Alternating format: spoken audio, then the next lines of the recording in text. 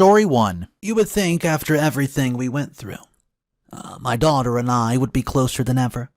But lately it feels like I'm losing her all over again, and this time it's the one person who abandoned us when we needed her the most, her mother. Let me start from the very beginning so you can understand how I got to this point. My name's Carlos, I'm 46, and I've been a single father for the past 7 years. My daughter Steph is 21 now and recently engaged, but it's like everything I've worked for and everything we've gone through is being undone right before my eyes. 7 years ago, Christina, my ex-wife, ditched us. She packed up and ran off with another man, Jonathan, leaving me to raise our then-teenage daughter on my own. I'll never forget the sadness in Steph's eyes the day her mother walked out on her. Christina did not just leave me, she left.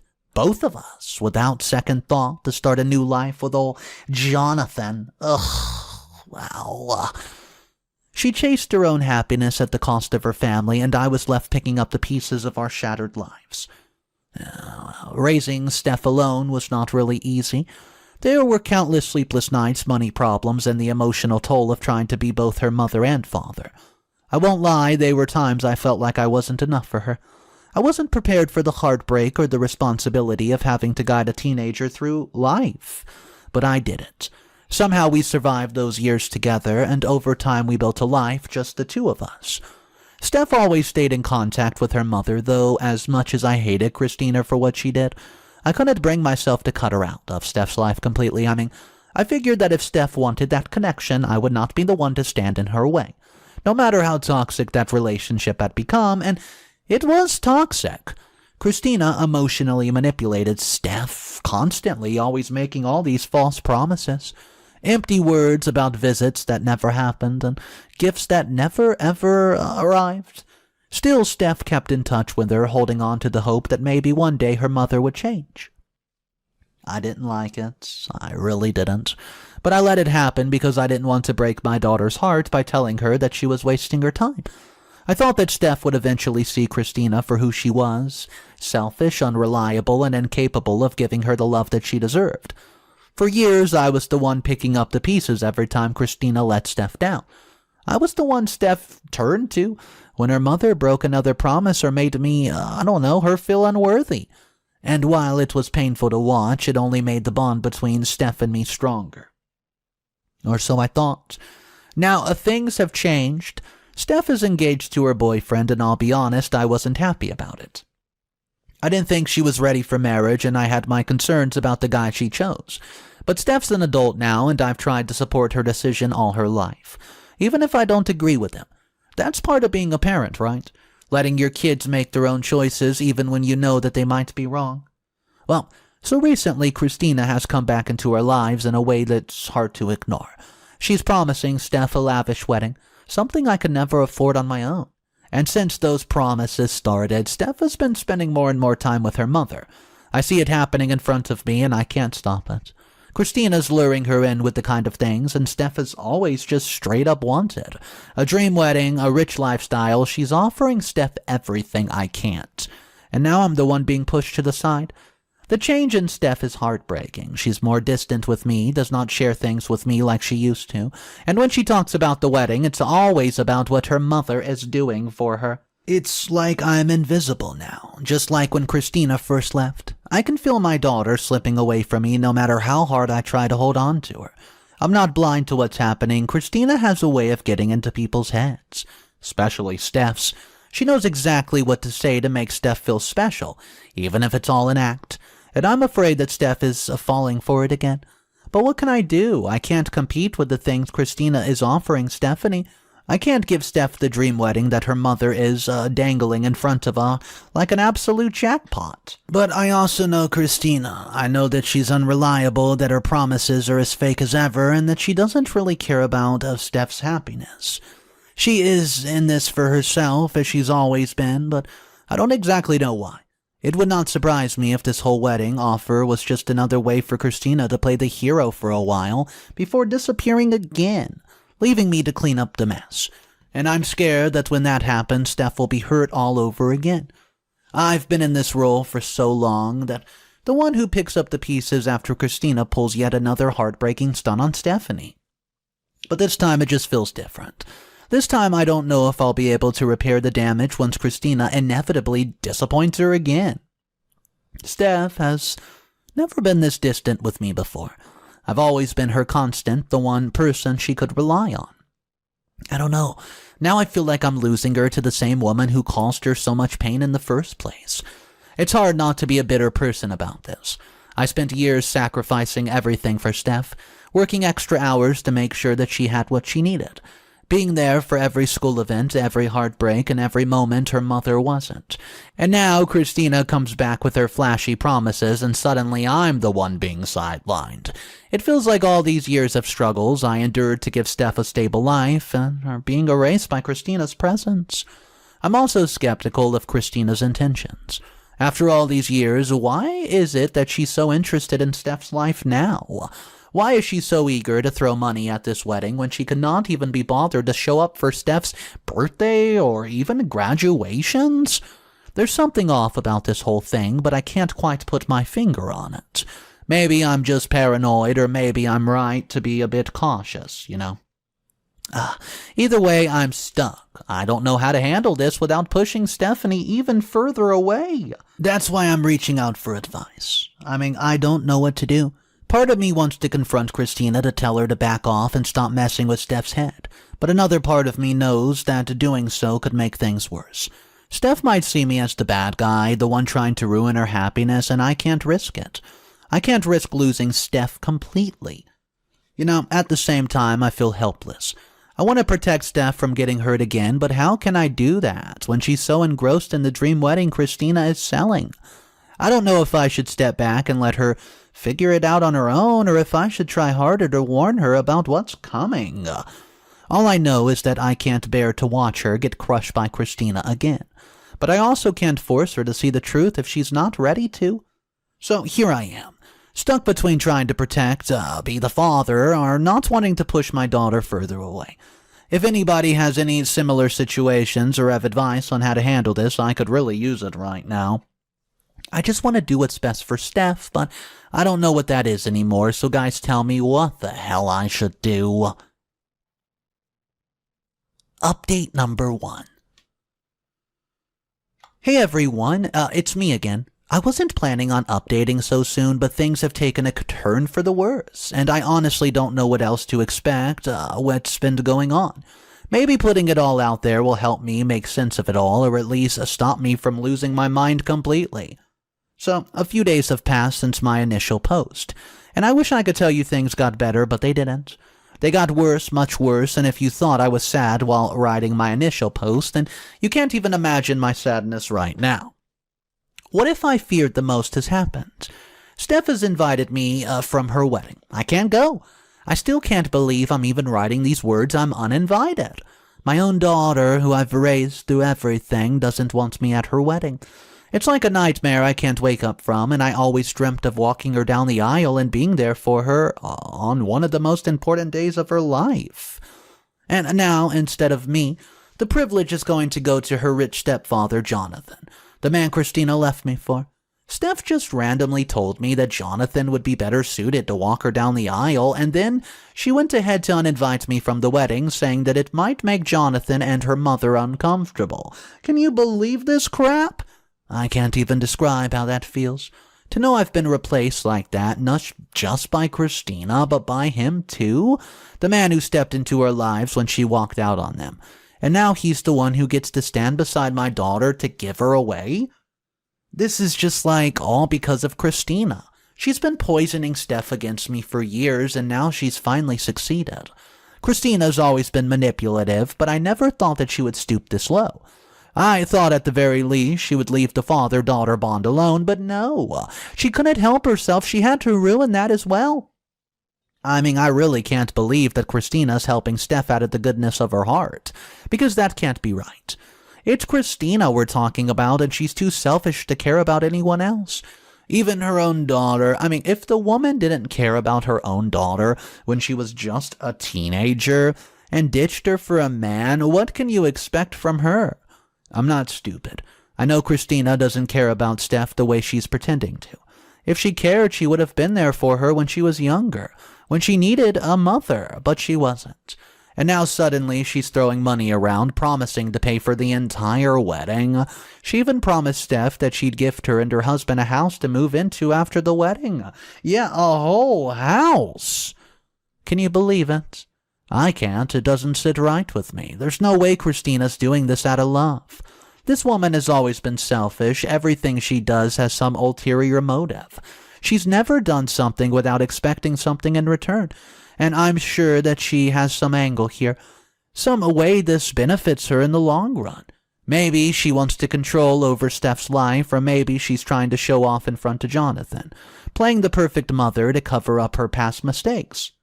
Well, whatever it is, it's not about Steph's happiness. That much I know for sure. I've spent the last few days replaying everything in my head, trying to figure out how we got here. How could Steph be so blinded by Christina's promises that she's willing to cut me out of her life just like that? It hurts more than I can even put into words. I've been there for Steph through everything, and now I'm being tossed aside like I never even mattered at all. Part of me is angry, angrier than I've ever been, but more than that, I'm heartbroken. I thought Steph and I bonded, and it couldn't be broke. No matter what Christina tried, but I guess I'm wrong. Christina's money, her promises of a lavish wedding and a new house, it's won over years of my love and sacrifice, and it's breaking my heart. But I'm not just going to sit here and take it. I know Christina's up to something, and I'm going to find out what it is. So that's where I'm at, guys. I'm trying to look for things to find out what Christina's been up to, and why she's come back like the best mother in the world after all these years of ignorance. I'm trying to figure it out. I mean, if any of you have any suggestions that might help me, I will be most grateful. I'll update you guys once I find something. Update number 2. Hey guys, it's me again. I'm back with another update, but this time it's a lot more intense than before. It's been a few weeks since my last post, and I found some shocking things that I never expected to uncover. I wish I could say I'm feeling better, but honestly my head is still reeling from what I found out. I've been digging into Christine's motives, talking to her friends and relatives, and what I found out is infuriating and deeply hurtful. So here's the deal. Christina isn't just trying to win Steph over for the sake of being a good mother. No, it's much more complicated than I thought. I just found out that the only reason Christina wanted to reconnect with Steph was because of her father's inheritance. So basically, Christina's dad is sick and most likely on his deathbed. But he has told Christina that she'd only get the inheritance if she was there for Steph. So it's all about money. Christina isn't worried about Steph or being a good mother. She doesn't want to lose the massive inheritance her father has for her. And guys, let me just tell you, it gets worse. Her husband, Jonathan, is also in on this. He has his sights set on Christina's father's old property, which he plans to turn into a commercial stay. They see dollar signs and they don't care who gets hurt in the process. This whole dream wedding thing and the fake promises, it's all part of their evil plan. I've always known Christina was selfish, but I never imagined that she could stoop this low. Using our daughter as a pawn in her game? I've spent the last few days trying to wrap my head around all this. Christina has manipulated Steph into believing that she genuinely cares about her. But in reality, it's just a means to an end. Once Christina gets what she wants, once the inheritance is secured and she has access to the property, I have no doubt in my mind that she plans to ditch Steph. She's going to cut ties the moment she gets the money, just like she cut ties with us years ago. It's infuriating and heartbreaking all at once. Really. Tomorrow is Steph's wedding. I know that many people would think I should warn her about her mother's intentions, but honestly, I'm not planning to do it. I feel like Steph needs to learn a lesson the hard way. She's the one who made the choice to uninvite me, to throw away the love and support I've given her throughout her life, and all for the empty promises of a woman who has always put herself first, and has hurt her over and over again. She's the one who chooses to believe in her mother's lies at the cost of cutting her father off completely, so I guess she should now face the consequences of her choices. What do you think? Anyways, as a father, yes, it does pain me to even think about watching my daughter walk down the aisle without me, but I believe that she truly needs to learn a lesson. Yeah, and it's not just about the wedding, it's more about our bond now and the values that I imparted to her. If she can do so easily be swayed by Christina's money and false promises, what does that say about her values? I want her to realize what a stupid mistake she made when she chose her mother's money over her father's love. For the first time in Steph's life, I'm not planning to be there for her when her mother breaks her heart. I've done that enough, and in the process, I've been taken for granted. I undermined was by my own daughter, whom I prioritized over everything else in my life, so I guess now it's time for Steph to learn what a big mistake she's made. Tomorrow's the wedding. I won't be going, of course, since my own daughter has uninvited me, but I'm sure as hell waiting for it. I can't wait to see what happens when Steph finally finds out Christina's real intentions. So I'll keep everybody posted after the wedding. Thank you for listening, everyone. Your support means more than I can express right now. Update number 3. This is the final update of the story. Hey guys, it's Carlos, and I'm back with another update for everybody, probably my last, and I'm sure that you're all curious about what's happened since my daughter's wedding. Sorry to keep you guys waiting for so long, but a lot of things were happening, and I just could not find the time to update here. To say it's been a roller coaster would be an understatement. It's now been more than a month since the big day, and let me tell you, it did not turn out as anyone expected. I'm still trying to process everything that's happened, so let me run you through it. First of all, yes, my daughter did get married, but it was far from the lavish event that she was promised. The arrangements were basic at best. Her rich stepfather, Jonathan, walked her down the aisle, which, to be honest, broke my heart. In a way, it was good that I wasn't there to watch it all happen, as it would have hurt me more, because despite all the drama leading up to the wedding, I thought maybe, just maybe, she would realize her mistakes when it mattered the most.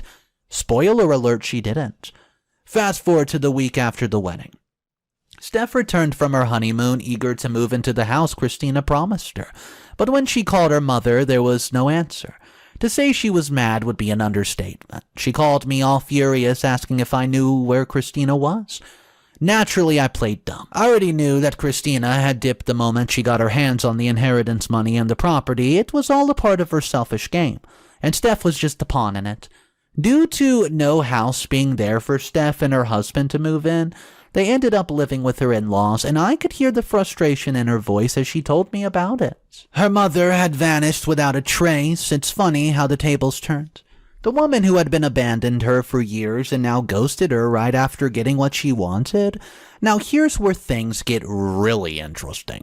Just last week, it was my niece's wedding. Basically, Steph and my niece, Anna, were planning their weddings at the same time, but Steph did not want anyone to steal her spotlight, and she wanted to arrange a better wedding. Ironically, my niece had to postpone her wedding because Steph wanted her to happen first. But, there we were, at my niece's wedding, and it felt a bit bittersweet. I'd saved money to buy a house and a car for Steph as a wedding gift, but considering she had uninvited me, well, I'm going to gift those to my niece instead, duh. So, get this. The moment Steph saw me handing over a key to a house and a car to Anna, her expression shifted from happiness to rage. She actually erupted, like fake tears, crying, about how her own father didn't care about her. These people around us were moved. It didn't affect me much, though. I knew Steph was just trying to be emotional and manipulate me, and I didn't let her. When the emotional manipulation didn't work, she started throwing things around, shouting at me about how I could do this to her. I told her that she was the one who ditched me to replace me with her stepfather. If she really wanted Jonathan to play her father role, then why did she ask for these gifts? Soon after I actually left, I wasn't going to stick around for her temper tantrums a second longer. But what happened next was even more shocking. Apparently, Steph created a massive scene at the wedding, making her in-laws and husband furious with her. From what I heard, her husband is filing a divorce. He simply can't handle living with someone so violent and aggressive. A few days later, she called me crying, asking for help to convince her husband not to leave her. But I was having none of it. It was time for her to face the consequences of her actions, to be honest, and so I went and cut the call after telling her that she should contact her stepfather, because he was the one she ditched me for. Right?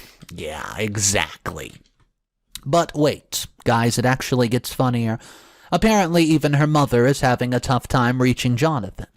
Once they got their hands on their inheritance money, Jonathan auctioned off Christina's father's properties and took off with the cash under the pretense of some investment.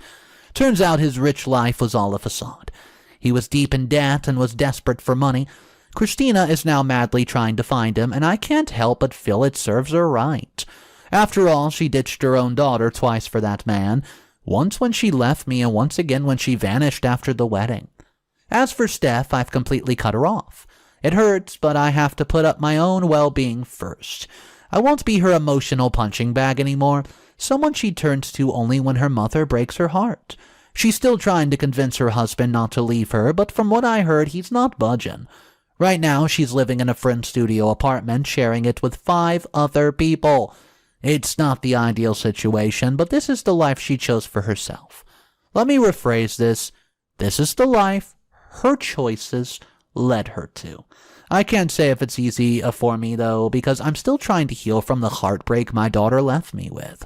Watching her make these choices, choosing other people over me, knowing that I've been there for her when no one else was, stings. It's hard to let go of this, but I know it has to be done. I've been taken for granted for far too long, and it's time to prioritize my own mental health. Thank you and goodbye. Story 2. Hey, good people. I'm Grace. My husband Bob and I have always raised our 21-year-old daughter Jamie to be very strong-willed and determined to put her needs and well-being first. Jamie's always been a happy girl. She was pretty and very girly in every sense of the word. We brought her up to recognize that she was beautiful and bold and should never let anyone or anything put her down.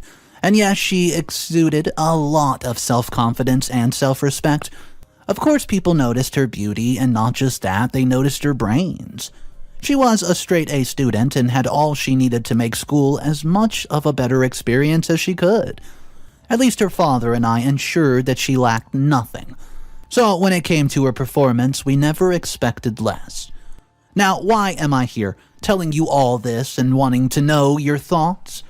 It's because recently, Jamie's been acting strange again. We noticed this earlier when she developed some habits which she did not initially have. We did not pay close attention to it at first, but it was there. Late-night texting and calls and being on the phone for hours are constant now. Don't get me wrong, Jamie's not banned from relating with people, building friendships and having a life of her own.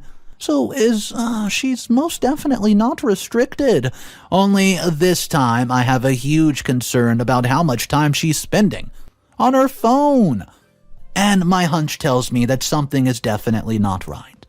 We tried confronting her a couple of times, telling her that we noted that she was spending more time on the phone and less time on books or doing other valuable things offline. But as expected, she told us that we had nothing to worry about, and she got things under control. She said they were mostly about her classes and she needed to interact with her peers more. Well, because she took most of her college classes online, we really could not argue with the fact that she might indeed have to interact with her peers more, and so we let it be. But why, though? Did she have to go all the way outside the house to take the calls? Why would she whisper, and every time her dad or I enter her room, she's startled and almost always facing the computer right in front of her? She hides her phone away and now has a new password? She insisted that she was doing nothing wrong and we were just being paranoid. Well, she insisted that she was doing absolutely nothing wrong. Well, we let it be. It was after that she introduced a New York guy to us. Well, she said that was her college friend. Okay, and they were doing some projects together. My husband did not like the look of the guy and expressed his displeasure to Jamie, but like she always does, she insisted it was school that brought them together and nothing more. Well, it turns out she likes the guy, and the guy who claimed to like her too, initially, ended up breaking her little heart. See, he had a girlfriend already, all along, and was using Jamie to buy himself some happy time before his girlfriend returned and things got spicy for him. Jamie was distraught when she told us, and we told her to be more careful, not to be so desperate. She would find her person when the time came. It appeared like she listened to us and heeded our counsel, but that would only happen for the shortest of times. The texting began again. Well, like times always prove, Jamie finished college and Bob and I helped her secure a good job in a multinational finance company with the help of one of our close friends, and she earned a nice, comfortable living. She still chose to live with us, and you know what? That's completely fine by us. Supporting our daughter was our topmost priority. It didn't matter if she was still in college or out of it. Well, like I said earlier, she only listened to us for a very short period of time before the habits came rushing back. And she was on the phone all day after work. She could barely help around the house, and worse still, midnight calls ensued. Now, because this is a pattern that we have seen before, it's not strange to us. Bob and I are more than convinced that Jamie's listening to another man. We know exactly what the response will be if we do choose to confront her, especially now that she was more of an adult and making money herself. She could see it as intruding into her personal space. But we're parents, concerned parents who only look after the well-being of their child. What do? If we go behind her to make investigations, would that be us breaching her privacy and going over the board?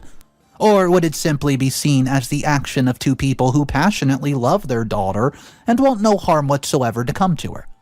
Anyways, I'll update you guys about this drama soon enough. Update number 1. Hey guys, so this is Bob here. Grace, my wife, who had written the previous post, is so busy, so I'm here to give you an update. Grace and I decided that Jamie, no matter how old she may be, was still our baby girl, and we could not keep our eyes open and watch while she was being manipulated and eventually mistreated. So, as parents, we deserve to know what was happening. So, we decided to conduct some investigations, and of course we did not seek her consent. Like I said earlier, James is quite strong-willed and never would have agreed. So, we decided to take things into our own hands and investigate all her relationships. It was not that we delighted in simply being nosy, it was that it was our last resort in making sure that our daughter was fine. I know some people may refer to us as dramatic, but honestly, if you were a parent here, you should be able to relate, right? No matter how old your child is, you still reserve the right to tell them what to do for their own safety and help them make the right decisions. And that's exactly what we did for Jamie. So, we hired a lady named Prissy to pretend to be a friend from a financial company that she's been admiring and made them start a nice informal conversation. Well, Prissy knew how to engage one and retrieve information from them. Of course, she was not an evil person. She was the daughter of one of our oldest friends, and we told her that we needed her help knowing if Jamie was in the right hands or not, as we were very suspecting that she wasn't.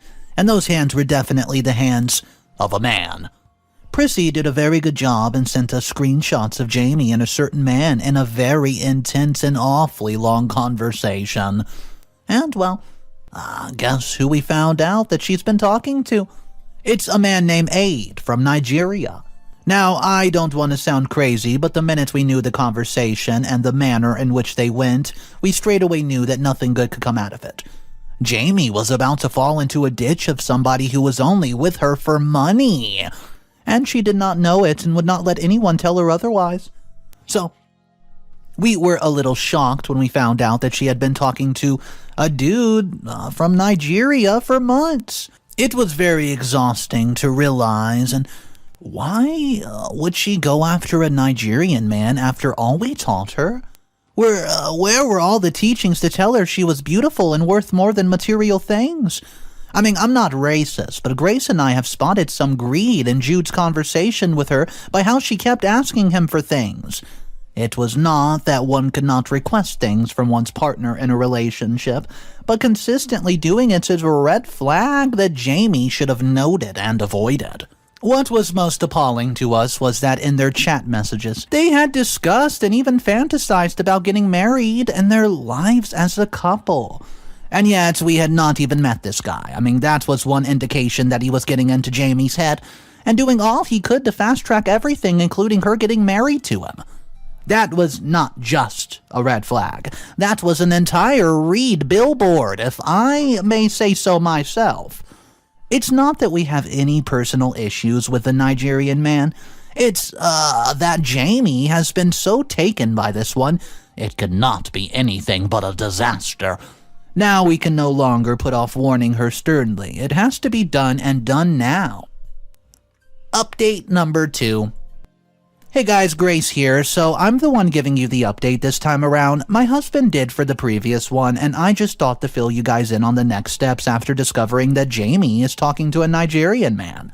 Well, one thing that stood out from the chats Prissy shared with us was how this man said to Jamie that he was a prince from a very rich kingdom, and the boast that he made about his wealth. He told her she would never have to lack anything because they had more than enough money to spend on her.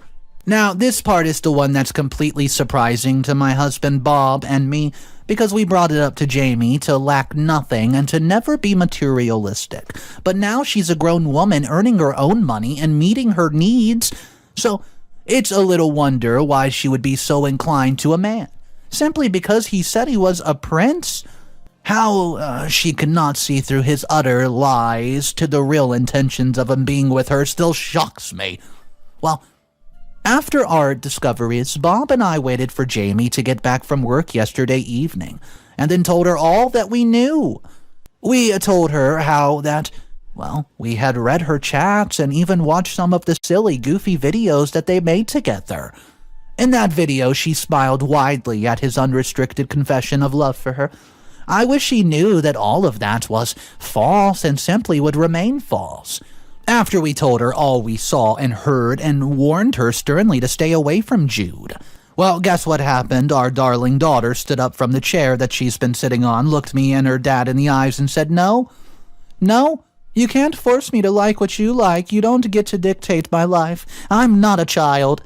And she made a walk past us and headed straight to her room.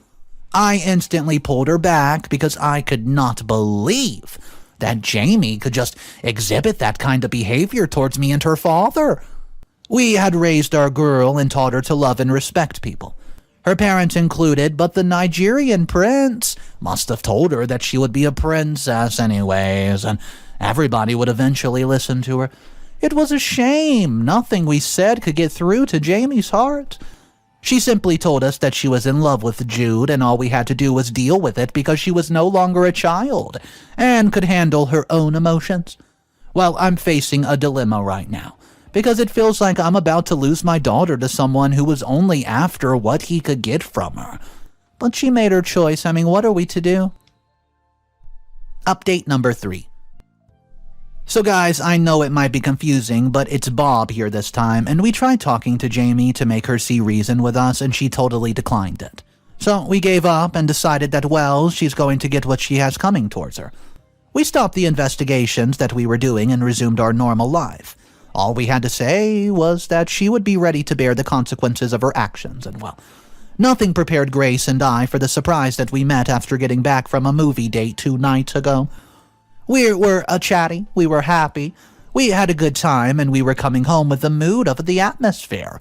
We unlocked our door, and there in our living room was Jamie and a guy we assumed to be Jude, cuddled up on the couch, watching a movie with chicken McNuggets and a plate of different food on the table in front of them. We were taken back by the scene, as so were they. They must have not expected that we would be back so early. As a custom, Jamie had her own keys and could access the house at any time. She must have gotten back home right after she told Grace and me that she had a long day at work and should not wait up for her. No one knew that she had a pretty little movie date planned with her Nigerian prince. There was Jude, tearing down that McChicken shamelessly and holding a drink in his other hand. Pardon me to say, but he looked like nothing of a prince. Both continued eating only after acknowledging our presence with, "Hey, Dad. Hey, Mom." And that was exactly when my blood started to boil. Grace was going to walk past them and head upstairs to our bedroom, but I pulled her back. I said, "Look, get your stupid butt out of my house." I was shaking with anger. Jude immediately stood up in the tone of my voice. He must have caught that I was dead serious and would have punched the heck out of him if he hesitated for a bit. So He shuffled his legs in an attempt to put on his slippers, and made to leave when Jamie held him by the arm. "No, Dad, you can't do this." "Well, watch me," I said to her and hinged towards Jude, who immediately made the exit for the door. "And you don't ever bring a stranger into my house without my consent. This is my home, you hear me?" I bellowed. "Well then, enjoy your stupid house, Dad. We're leaving." "Okay, go," Grace and I said in unison, and I was glad that she was with me on this one. Jamie's been acting entitled for far too long, and it was no longer tolerable. In her words, she was legal, an adult who could make decisions of her own life, which should include living in a house paid for by her, or the stupid man who paraded himself about the announcing of himself as a prince. No prince would do that. I mean, which prince comes to a lady's home for the first time without the consent of her parents? I don't know, maybe a hungry one. So Jude left our house, and so did Jamie. Maybe now she would get to live the fully independent life she oh so desired. But I just know that this story does not end here. I just know that there's more to come. Update number 4. Well, guys, Grace here. Guess who showed up the next morning? And you guessed it, Jamie. All through the exchange between her and her dad the previous day, I had done my best to remain quiet. I'd waited to see if there would be any slight look of remorse or realization on her face, but I found zero. I had thought if she eventually realized that her choice was wrong there, and then I would simply speak with Bob, and we could simply forget about the whole thing and continue living our peaceful family life like we were doing before the whole drama. So Jamie came in and sat on the couch fuming. "Are you going to say anything?" I started sitting opposite to her, and her father was still upstairs sleeping, and I was dressed for my morning jog. "Mom, how could you let Dad do that to me? He embarrassed me." "And didn't you embarrass us and yourself, Lady Princess?" I said, staring right at her. How could she possibly think that it's fine for guys to be the one eating off of her, using our food? "You and Dad are only being racist. You simply don't like him because he's not white," she yelled into my face. I said, "That's not true." There could be some hint of truth in it, but that was definitely not the main reason why we would tell her not to be with Jude. She simply could not see that all he did was lie to her. I mean, the fabricated story about him being a prince was simply to get her to be with him and loosen her guard around him. It was like the New York guy. Bob and I had the experience to spot when somebody was not being truthful with their motives, and I'd say it was very much evident from the start that Jude wasn't. Racism was not the case. The case was that he was simply an irresponsible man. Again, in my conversation, I tried to convince Jamie to see the reason, and she declined. She raised her voice so much that Bob woke up and came downstairs to join us. The whole situation was starting to become a mess, and I had an absolute terrible headache. Bob asked what the matter was and why Jamie was at the house early in the morning, since he thought that she would follow Jude to wherever he went. And again, like a fool, she recounted to her father that she did not like the way that she was treated and deserved to be treated better. Her father instantly told her that it was not possible. We were never going to accept Jude, and if she wanted to be with him, it would be at her own risk and expenses as well. That's when she stood angrily and said, "Stay out of my life, you two. I am not a child." And she stomped upstairs to her bedroom. Bob yelled right back at her that we would stay away, but that she should note that we would stay away forever. So she came downstairs dragging her box of clothes, and it was at this point that we really knew that there was nothing else to do. All of our threats had fallen on deaf ears, and really, we were going to disown her now. "I'm going to live with the love of my life, with someone who cherishes me. I'm soon going to be a Nigerian princess." She walked past us, and we stood watching her. If you leave, know that you're no longer a child of mine." For once, I thought that was enough to change her mind, but it did not. Jamie opened the door and officially left us that day. She was officially no longer our daughter. Final update. Hey guys, it's me, Bob, this time. I'm here to give you an update about my family, and I know some of you would assume this is some made-up story, right? But it really isn't, unfortunately. I wish it was, but it's not. It's not. This is happening for real. So Jamie left us, and it was not long before Grace and I learned that she got married to Jude.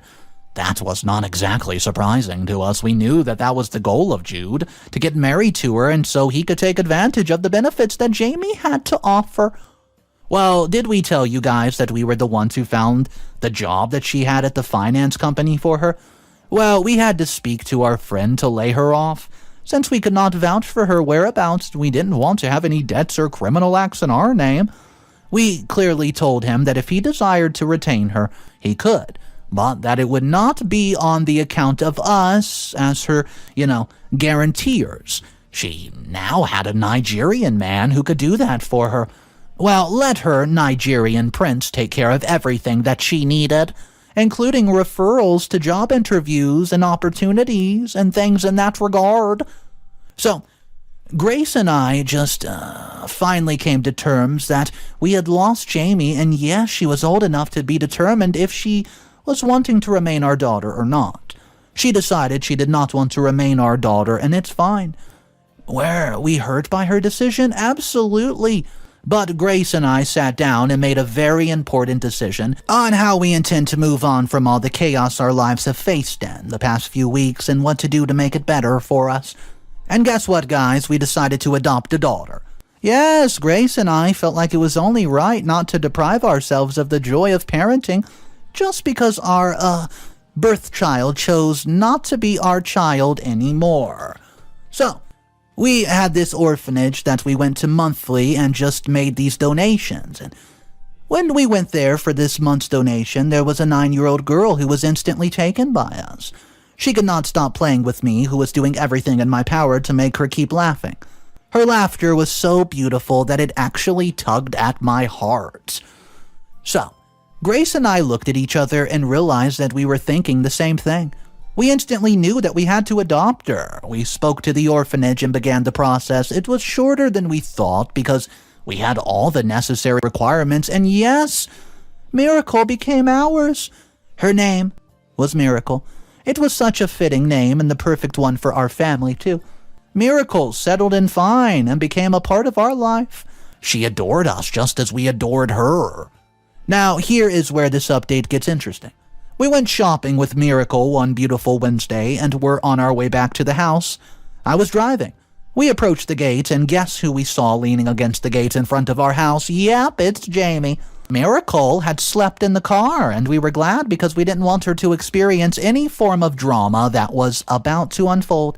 So, we stepped out of the vehicle and ensured it was secure enough for Miracle and approached Jamie. Hey, Mom! Hey, Dad!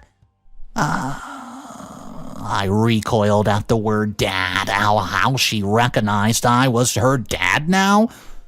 Hello, Jamie, Grace answered. What brings you here? And that's when she began to tell us how she had found out that Jude was not a Nigerian prince like he claimed to be. He only married her for a green card. He wasn't rich. He wasn't even close, as he claimed, and you know what? They were broke. It took all the strength I had not to yell at her, "I told you so!" But Grace held my arm and we let her continue speaking. She had lost the job because there was nobody that could vouch for her integrity in the next years to come, and the company could not take the risk. This is where it gets really, really interesting. After narrating all that's happened, Jamie said, I need you guys now to give me the inheritance, please. One of the houses will be fine. Grace and I burst into this hysterical laughter. It took a moment for us to catch our breath and tell her that's not possible.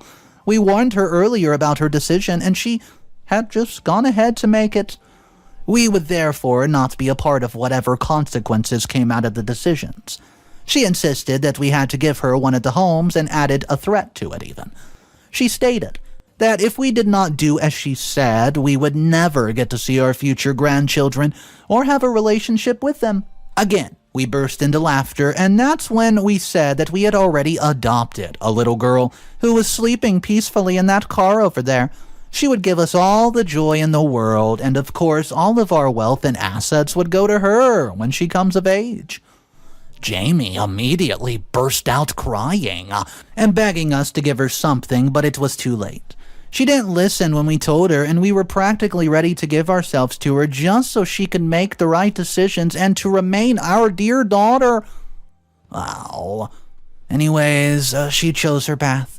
Grace and I bid her farewell and told her to go have a nice time with her Nigerian prince. We started the car and got inside. She was still at the gate, sobbing as we carried Miracle in and settled down for a nice indoor family time. After some minutes, I went out to tell her that if she did not stop wailing in front of my house, we could call the police on her. She got the drift and left. We're finally able to sigh in peace that she's learning the lesson that she should learn, and hopefully every other entitled child out there will too. Story 3. Have you found yourself in a situation where nothing remains the same after that? You know, your whole life is just flipping upside down and you can't process how you end up here. Standing in this chamber facing the judge and my lawyer, you know what? I feel exactly this. The moment Derek, my so-called husband, stepped into the court with his oozing confidence, I knew it would not be my day. I was facing the trials where I was questioned about my relationship with him, and all those flashbacks started running back in my mind, and I could not decide where I should begin and what parts of my 18 years of marriage life had suddenly turned out to be nothing more than a lie. Seeing me fumbling with words and not in the right state of mind, my lawyer requested the judge gives me a few minutes to recollect my thoughts and begin to inquire when I was in the right state of mind. Seeing me in this disheveled state, the judge felt pity for me and announced a break for half an hour before the session could begin again. The lawyer suggested that I clear my head and calm myself down before we start back, so I land on this platform here to clear the clutter of my entangling thoughts, which could also help me calm down, I suppose, and get better suggestions here on how to deal with the situation I'm stuck in. I'm Deanna, and on this side, well, the guy with whom the judge questioned my relationship is, or was, my so-called husband. I can't determine which tense to put in because divorce procedures are still ongoing, and this is my story of the 18 long years of lies that I've been living. I was about to pass high school. It was those days when our finals were arriving soon, and we would proceed to step into the real world of adulthood. Before that, we used to have a prom night as a farewell party where every girl got asked out as a +1. Well, all the guys had found everyone as their date, and I was still left out, dreading that I might have to be, at prom, alone. But somehow I bumped into Derek, who was not from my high school because he was at the college then. I used to work part-time to support my expenses, so I was a waitress at a cafe. Derek and his friends came to celebrate their victory in their baseball matches, and so the drinks and snacks were served.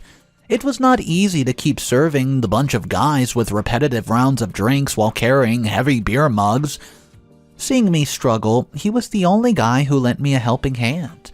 Yeah, I was grateful. He was very sweet, even when he was drunk. He cared not to let me feel uncomfortable around the bunch of drunk guys. Seeing such a considerate and gentlemanly type of man, any girl in my shoes would have been swooned by his generosity, and I was no different. Derek, who had already caught the hint while seeing me blush, asked me for a date. And that's how I got a +1 to my prom night. Obviously, things would escalate to the point that, Derek graduated, he had proposed to me, and we got married. It was quite an interesting incident. That day, I saw him with another girl, who introduced herself to me as his girlfriend. I was so heartbroken and confused that I instantly broke up that day, thinking that Derek was such a womanizer. I didn't answer his call or talk to him for 48 hours until he came knocking at my door with a ring in his hand, asking to get married. That evening, I had a chance to meet his family. His mom was more than happy that Derek had found such a suitable match. When Derek's parents asked him about his future plans, he was clear that graduation was about to end, and he would join his father's business after that. Derek, you see, was fortunate to possess generational wealth and luxury lifestyles, unlike mine, which is a typical middle-class family who can mostly afford to go to Disneyland for their trip once a year. I mean, I was happy, don't get me wrong, or I guess you could say somewhat delusional about my marriage with Derek. He seemed like a perfect husband and father to our daughter Ava, who's 16. He had everything set in his daily scheduling and, his appointments, meetings, then spending quality time with me, and of course with our daughter Ava, who's now a fully grown teenager and is still in high school. I was a homemaker, taking care of absolutely everybody's needs, but somewhere, life happened and all my past fears came to resurface when his schedule turned overly strict and rigid every time. It was as if he were living two separate lives, and, the boundaries were so rigid that if I tried to mend them by any chance, he would make me feel guilty, as if I've been trespassing into his privacy. It started getting absurd and ridiculous when he lost his mind over a sudden change of plan. At that point in time, I could not understand how to deal with him. Derek had already told me he had recently been promoted, so his work pressure was high. I understood it and gave him the space and time he asked for, but it seemed like his professional life was slowly taking over the personal life that Ava and I were a part of.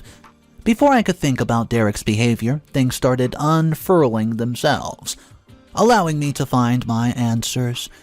One day, Ava called me late at night from a friend's place where she went for a night stay. She was crying on the phone, telling me to come over and pick her up. She couldn't stay any longer. Trying to calm her down, I tried to ask if she could stay. Maybe she'd get over it, but she did not listen and stayed stubborn, asking me to be here. She wanted to come home ASAP, and I was alone that night because Derek was on a business trip, and while I was halfway there to pick her up, I got a call again. This time it was from Ava's friend's mom, who apologized for the inconvenience caused and said that everything was fine with Ava. She got carried away after all the kids' fights, but then turned normal instantly. She told me not to be worried, everything was taken care of, and she also offered to talk to her, but I let it go, knowing she would be fine. I turned around my car and witnessed Derek's car parked outside someone's house. I was so shocked to see that. To confirm, I went near the car to take a good look, then thought of checking inside the house but could not find much. This incident was enough to plant doubt in my head while my past fears began to resurface. The first time, Derek cheated on me. But I could not go far with my thoughts without the evidence in hand, and observing Derek's behavior of keeping his guards on 24/7 gives me a good reason to doubt him. After that night, I was not aware that my other nights would be sleepless.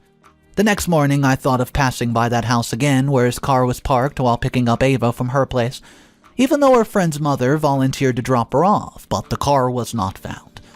I remembered that Derek told me that he would come home this evening, and when Derek finally returned, I tried to keep an eye on him to know what he was up to. I lay beside him pretending to sleep and sensed that he had quietly left the bed and walked out of the room.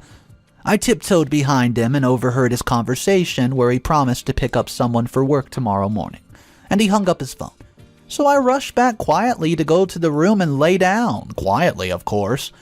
The next morning rolls around and I pulled out a random file from his desk, and as soon as he left I drove after him. This time when he left he stopped by the same house, and a lady came right out and sat in his car, and they drove together to his office. I waited a few minutes before entering and his receptionist greeted me. I told her I came to give this file to Derek, but she hesitated and smiled, saying that I could not meet him since I did not have an appointment, and I asserted, oh no, I'm his wife, and I didn't need an appointment to see my husband. Having said that, I started looking for Derek's cabin. She followed me, refusing to give me directions and trying to convince me that I should not meet with him. I gave her this angry look and warned her that if she did not tell me his whereabouts, I would ensure she gets fired. Standing defenseless, she pointed towards the door. I barged inside, and the scene still disgusted me when I witnessed him with some other woman in a very compromising position. There was nothing left to explain, so I left the place and reached home. I I packed all the luggage and saw that Ava had just reached home from her school. She only had activity class on Saturdays, and she questioned me about my current hyperactive state. I instructed her to pack the things and simply come with me. I was not in the mood to answer where, what, why. I was somehow trying to hold myself together, but Ava was making it difficult for me by, pushing my buttons and constantly questioning me. I felt embarrassed crying in front of my daughter, but I broke right there, telling her that her dad was a cheater.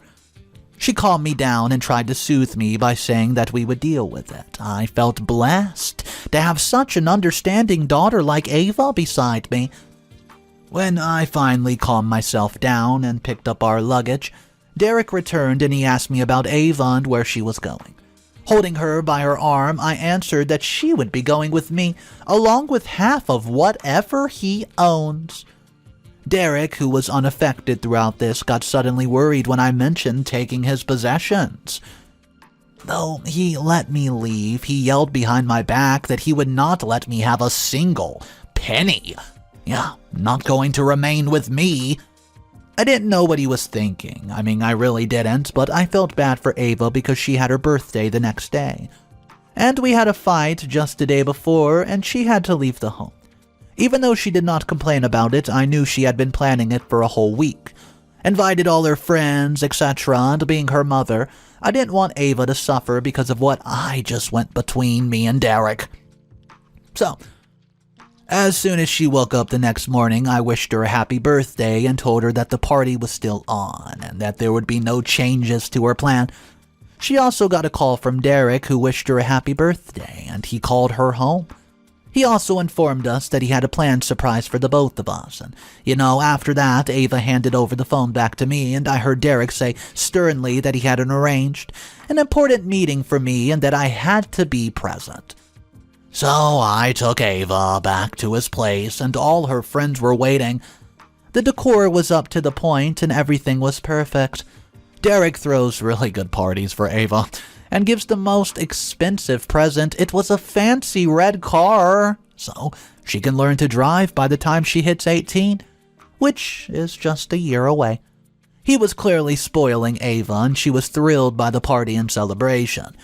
Meanwhile, Derek called me into his study room, and there I saw a lawyer waiting for me. He showed me the papers and explained to me that Derek was going to have custody of little Ava. Well, I refused, believing that Ava would never leave me. So Derek called her, and Ava came, and she thanked Derek for the gift and surprise, and Derek said it's nothing compared to what he had planned for her. And he showed her the tickets for her trip to Hawaii. Apart from that, he would take her on vacations every year. He was, talking to an interior designer who would design her room with a huge closet. Ava could not believe it.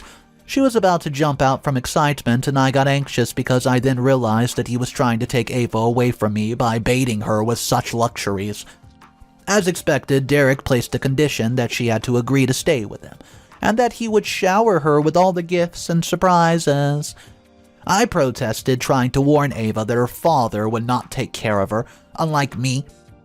But Ava, blown away by Derek's offer, did not even listen to me and left to check out her new room. Derek just starts to laugh and taunted me about my overconfidence in taking half of everything he owned. His lawyer added that I would only receive the bare minimum alimony for my sustenance. Even after the party, I tried hard to convince Ava to come with me, but she was too busy to check out her new presents and was planning to shop for, a vacation. Knowing he had his way, Derek showed me the way out of his house, reminding me that the place was no longer mine. Well, guys, I'm writing it a few hours after the court hearing today, and whatever happened at the court was all about questioning my relationship with Derek. And as he had money and lawyers, he also had Ava by his side, who claimed she wanted to live with her dad. It was quite obvious that the lawyer had, he had enough, that he didn't need to prove that Ava would have a better life living with me. There was hardly any chance I could stand against Derek because I had no chance to fight for Ava's custody because I could not fulfill what Ava dreamt of. I could give her only a comfortable life and my motherly love, not luxuries, and She made a choice for herself, so I have to agree with whatever amount of alimony is offered to me. Update number 1. Hey guys, I know that it's actually been quite a while, since I've told you what's happening in my life, but I was pained by the thought of my daughter leaving me. You know, a woman could move on from her toxic husband-in-laws, etc., but as a mother, it's a lot of pain to let your child leave your life. I tried so many ways to reach out to Ava and convince her that Mama loves and misses her. I called, texted, emailed her, asking about how she was doing and if she was doing well, but all she did was ignore my messages. It was really hard for me to move on from a child you birthed, took care of, and wow, now left for their own riches. The betrayal from Derek was still understood, but I guess she proved herself to be Derek's daughter by leaving me like this. She only replied to me once, saying that I was too poor to afford her lifestyle, and guys, she blocked me. I finally decided to move on because it's better to avoid someone who doesn't respect or value you for being with them and getting frustrated like this. So talking about how I'm doing without my daughter, well, I was terrible. Apart from the fact that I received alimony, which was enough to not let me worry about getting unemployed during unforeseen circumstances. So I had enough time to search and apply for jobs, and I started working at a local food outlet just to save money from alimony and rent a small studio apartment for one single person. I'd say it took me about 3 to 4 months to actually give up my hopes on Ava and believe she no longer needs me. I was used to rejoicing after seeing Ava whenever I was in despair or tired, but now that she, the cause has left, I can only see her through the social media post, realizing how much she has changed. I saw her post about going on trips, wearing expensive outfits, changing her hair. Gradually moving on became easier when I made friends and realized that life doesn't stop for anyone. It goes on, making it a little easier for me to let go of my old days. So, I miss my daughter, but then I could remember every time she disrespected me, called me poor, and it helped to leave my desire to have her back in my life after repaying those brutal words in my mind. One day, while I was shopping for groceries, I got irritated by a fancy car making noise through the loud music. It was irritating, and a girl with red hair came out wearing an extravagant outfit. It was so indecent that I would have grounded her for the entire week if Ava wore it. That girl bought a beer carton and threw a few dollars at the cash counter, yelling at him to keep the change. I was shocked to see that she was no other than Ava, who turned out to be a spoiled brat. Even the cash collector seemed to dislike her behavior, but hey, the karma has reverted back to her faster than I thought when I received her message asking me how I was doing. I'm sorry that I cannot control myself to follow your advice not to revert her back, as I was curious to know why she contacted me. I checked on her post, and to my surprise, I've been unblocked from various social media platforms. And I saw Derek's wedding pictures, and the bride was none other than, well, that woman he was caught in the act with in his office. There are many pictures where I saw Ava as well, just sulking in the background, certainly not happy with her dad's wedding.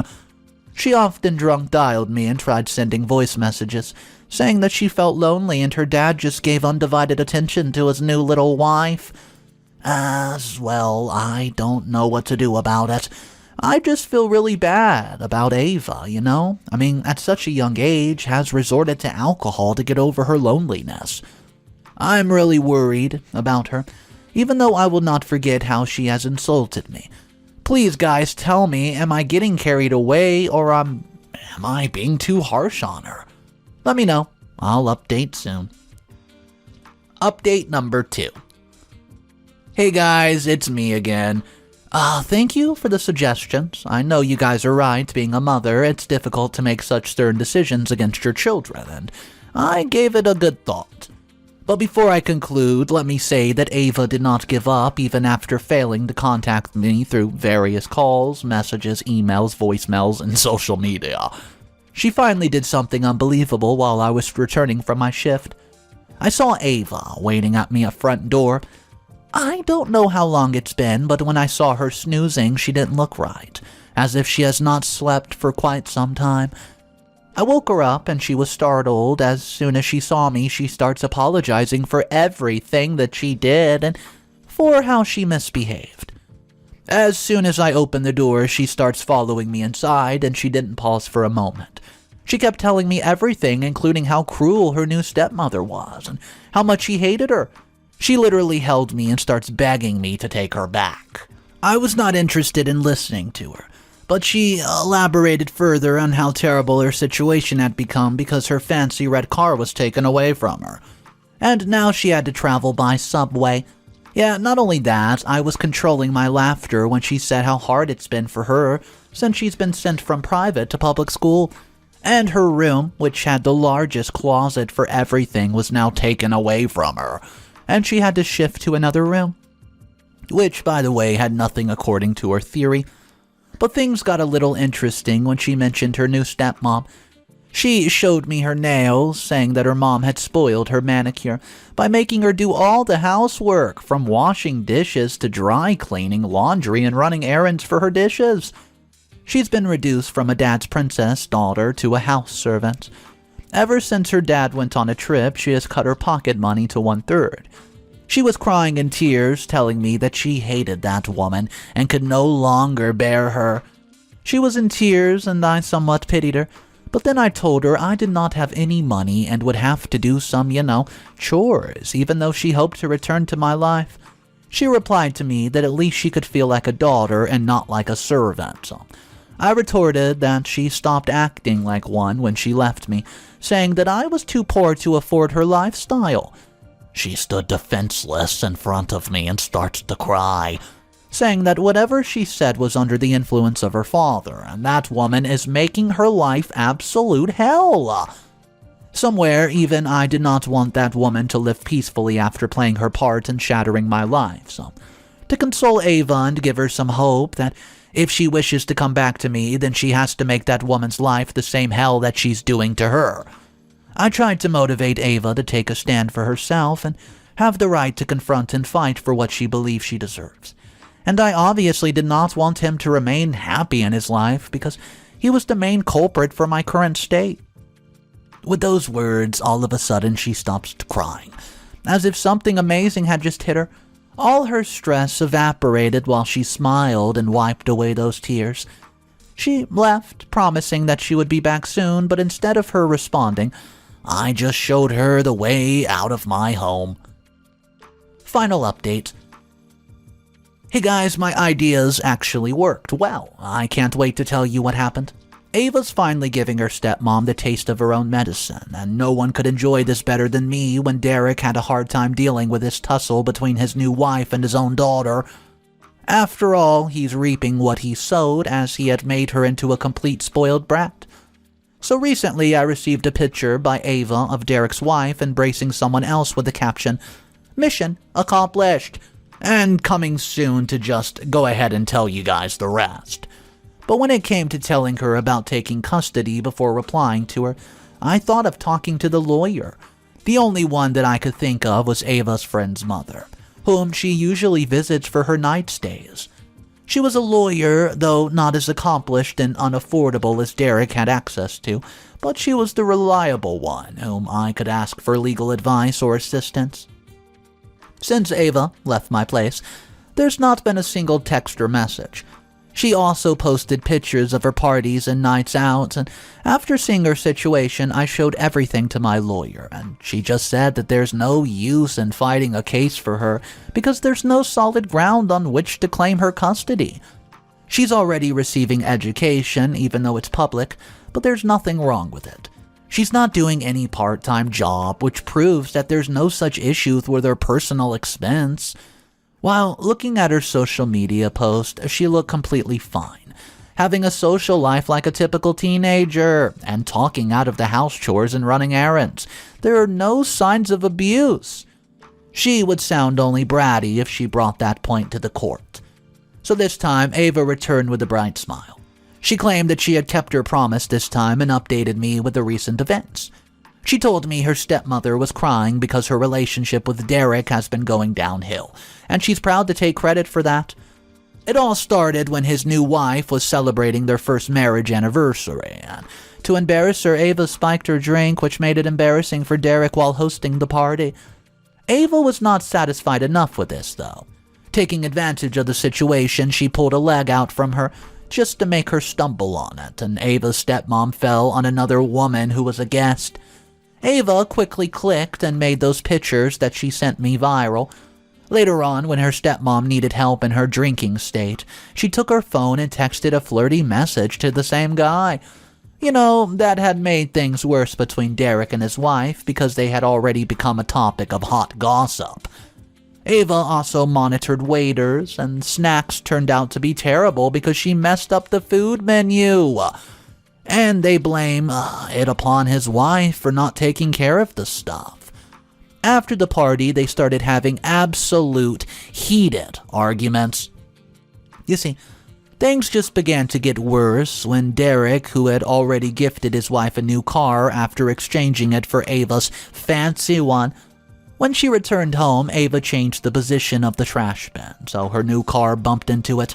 Though it had a minor dent, Ava took it to another level and broke its headlight to make the dent deeper in the night when no one was looking. So I'd say the next morning, she informed Dad about how careless his wife had been with the brand new gift. Also, while doing the house chores and laundry, she knew that her stepmom had an important meeting tomorrow, so she placed some colored clothes along with her formal whites, and all of it got colored dyed. Well, when she lost her temper and proceeded to raise her hand on Ava, Ava starts to play the victim card and yelled for Derek, who had caught his wife in an act of getting violent with Ava.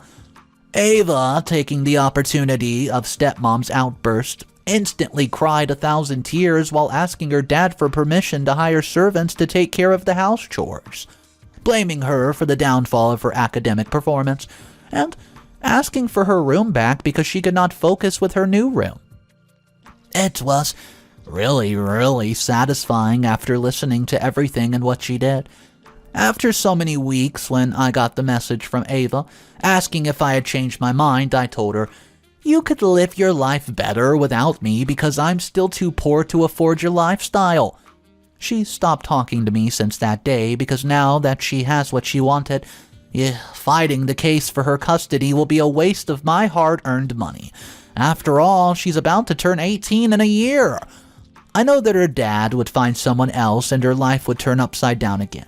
And she'll make his life turn upside down all over again. I guess after destroying my peace, they aren't going to have a good time in the end. Story 4. Potential trigger warning. I must begin this post like that just to caution those who have dealt with abusive partners. Please proceed only if you think you can handle such cases. This is particularly upsetting for me to write because this is about my daughter.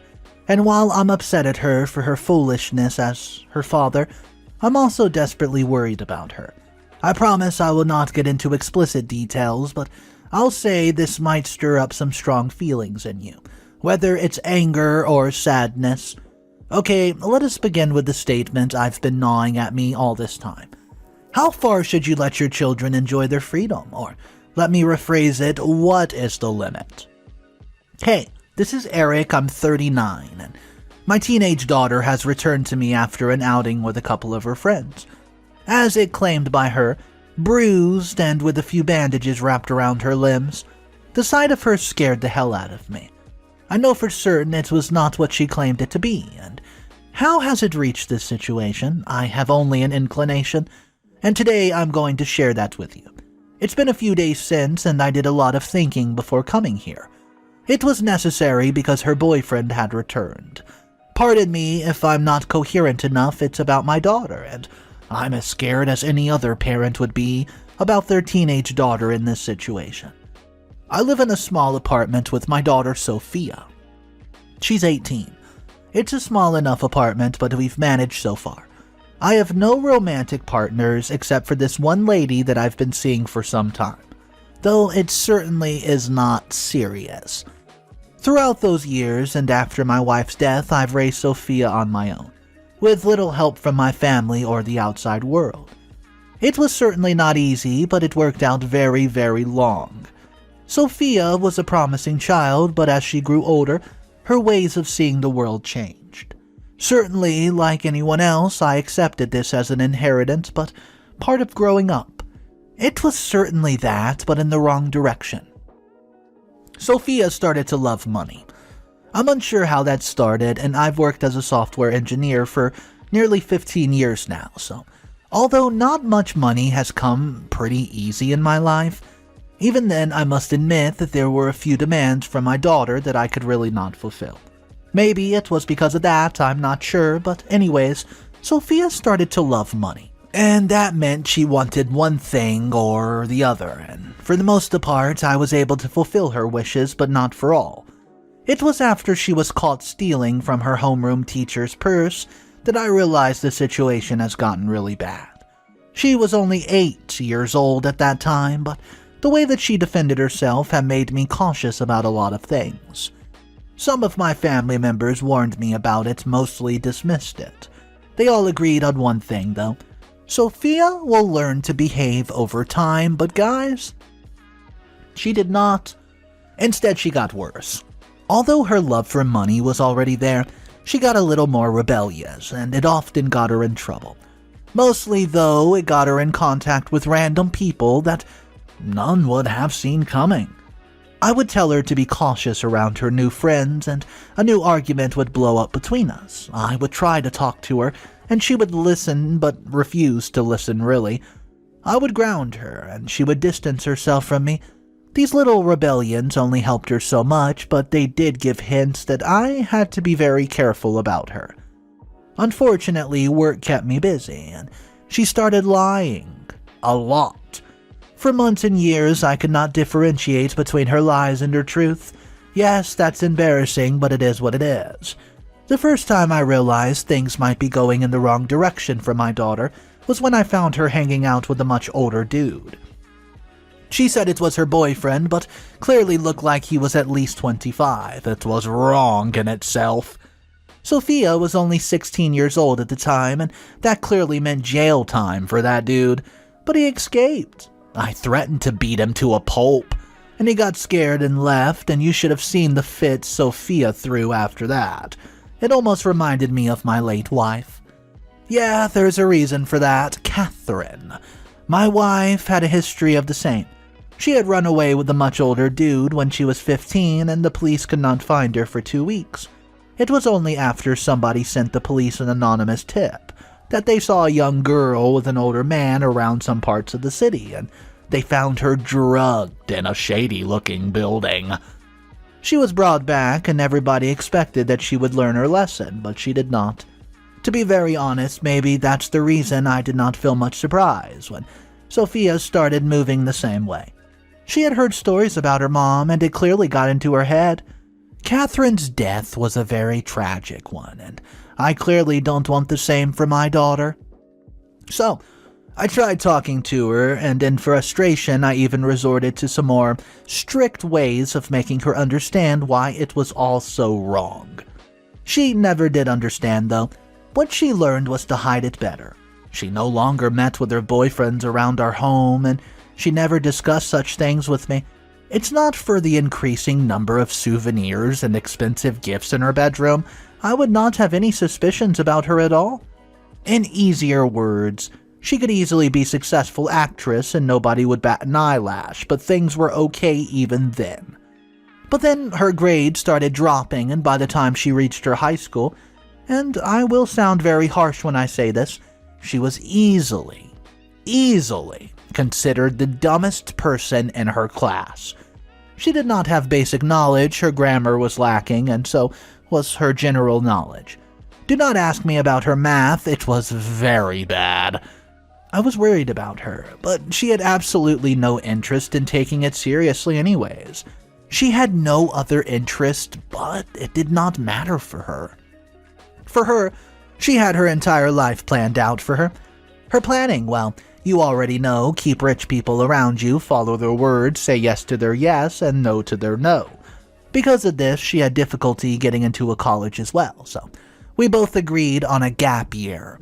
She promised that she would invest the year learning something nice, and I did not shame her for anything at all, because I was glad that she was at least thinking of that. Of course, it was short-lived. She asked for money for some fancy music class, and I provided her with everything I could. I even bought her an expensive piano. She seemed interested for a while, but within a couple of months I knew I had just wasted thousands of dollars for absolutely nothing. I learned pieces faster than she even thought of learning them. Then, some 8 or 9 months ago, she changed. She stayed out of home longer than expected of her, and I knew that she must have made friends, but I expected them to be from her music class.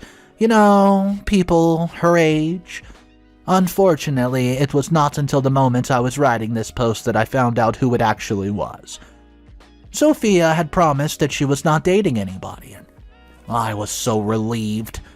Last week, she came to my room and asked me if she could go out with a couple of her friends.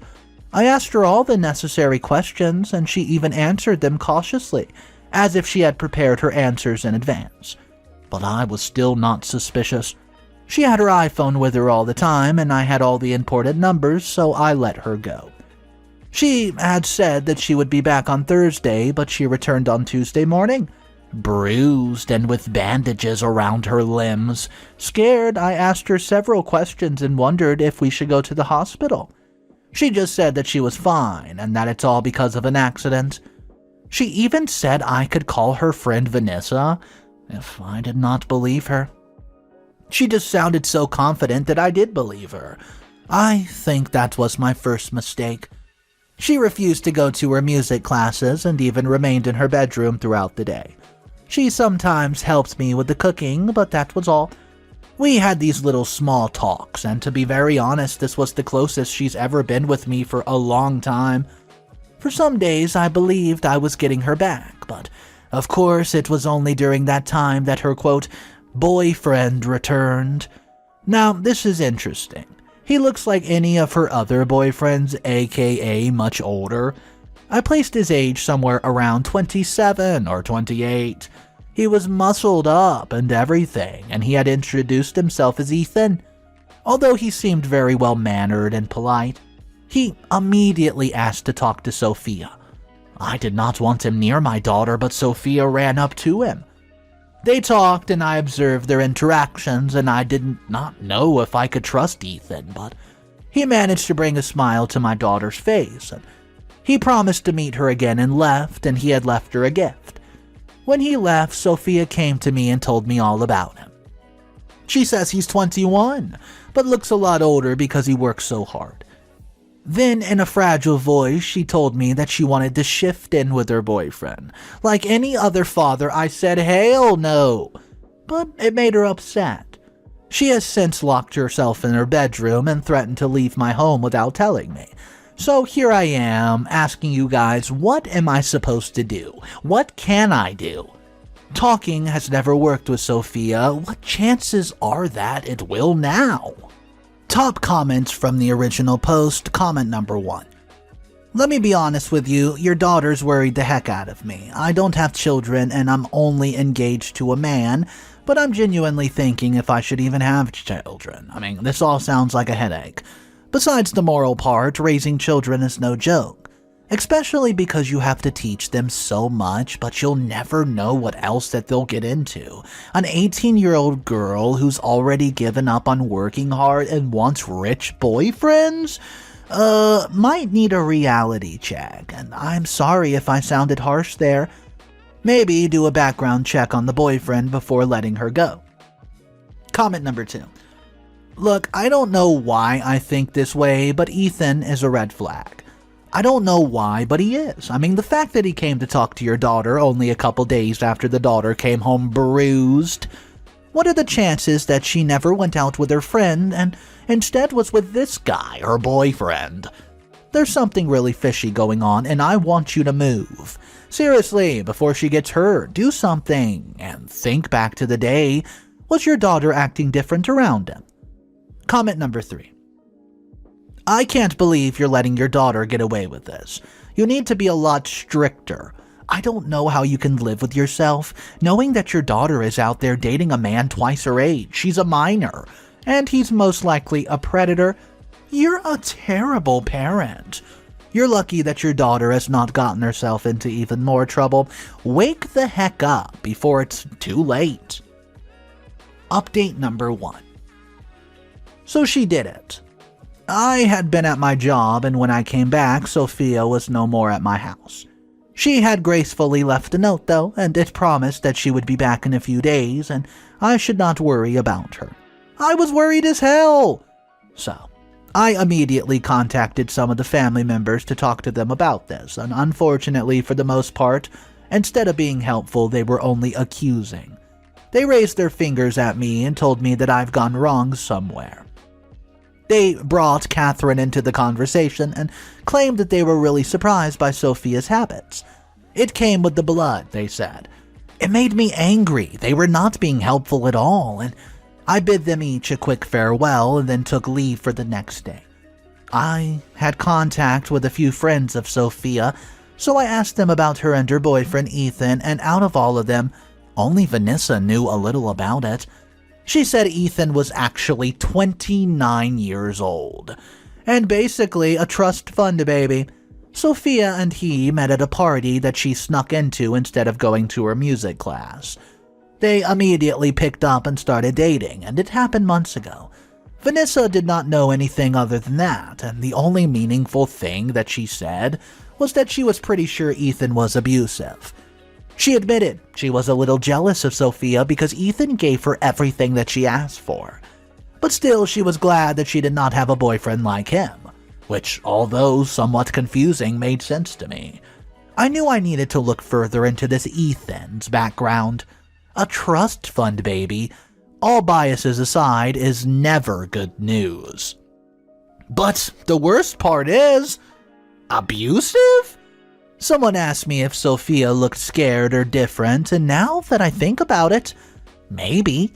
Both mentally and physically, I don't know, I cannot be sure. Yeah, it's true that he seemed to overpower her. She even seemed a little hesitant to touch him. It was Ethan who had to pull her in for a hug, and may I add, a little forcefully. I called her several times and she picked up, and I asked her to return at once and she threw a fit. I threatened to report to the police if she did not, and it seemed to do something to her, and she promised to return the next day. The next day that she did, she had once again fresh bruises on her body, and she tried to hide them behind baggy clothing that seemed to be in fashion these days, but I caught them anyways. She looked like she had not had a good night's sleep in ages, and there were bags under her eyes. Her skin looked dull, and I knew something was going horribly wrong. I tried talking to her, and I promise you I did try so much, but she had little to answer. Each time that she had something else to explain her bruises. Eventually, she got sick of explaining her bruises and just stopped trying to keep up with her lies. She would just start lying randomly. One time, she said she slipped on the bathroom floor. One time, she fell down a flight of stairs. Another time, she did not look before crossing the road. It was maddening. I was losing my patience, and I almost did lose my patience, but I kept my anger in. I knew I had to tread carefully. If what I believed to be true, then it was a very sensitive case.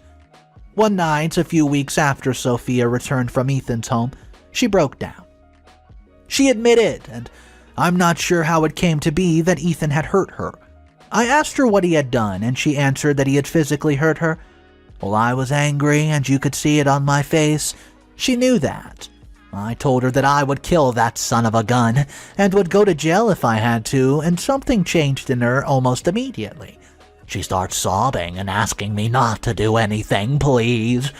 She looked so desperate and scared that I did not know what to make of it, so I tried to look calm and told her that though I would not kill him, I would call the police.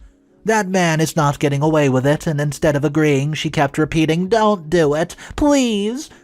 When I asked her, and quote, why I should not, and, he's hurt my daughter, he's going to pay for it. She just looked at me and answered that if I told the police, Ethan would do something worse. I don't know what she meant by that. What should I do? I've decided not to let Sophia go to Ethan's again, but I still do not understand what's happening. Also, to the one commenter, I'm not a terrible parent. I agree I'm having difficulty dealing with the situation, but I swear I'm not terrible. I'm here to ask for help because I know if I do not take any action right now, it may result in something way worse. Update number 2. Hey guys, I know it's been a few weeks, but I have a good reason for my long absence. This may sound weird and I may be in the wrong, but honestly at this point, who the duck cares? I will kill Ethan. I don't care for anyone or anything at this point. I mean, listen, that man has done something that no father will leave him alive for. The moment I see him, I swear to goodness, he better hope that the police find him first because I'm going to kill him. Some of you did hint, but what I found is still worse than anything I expected.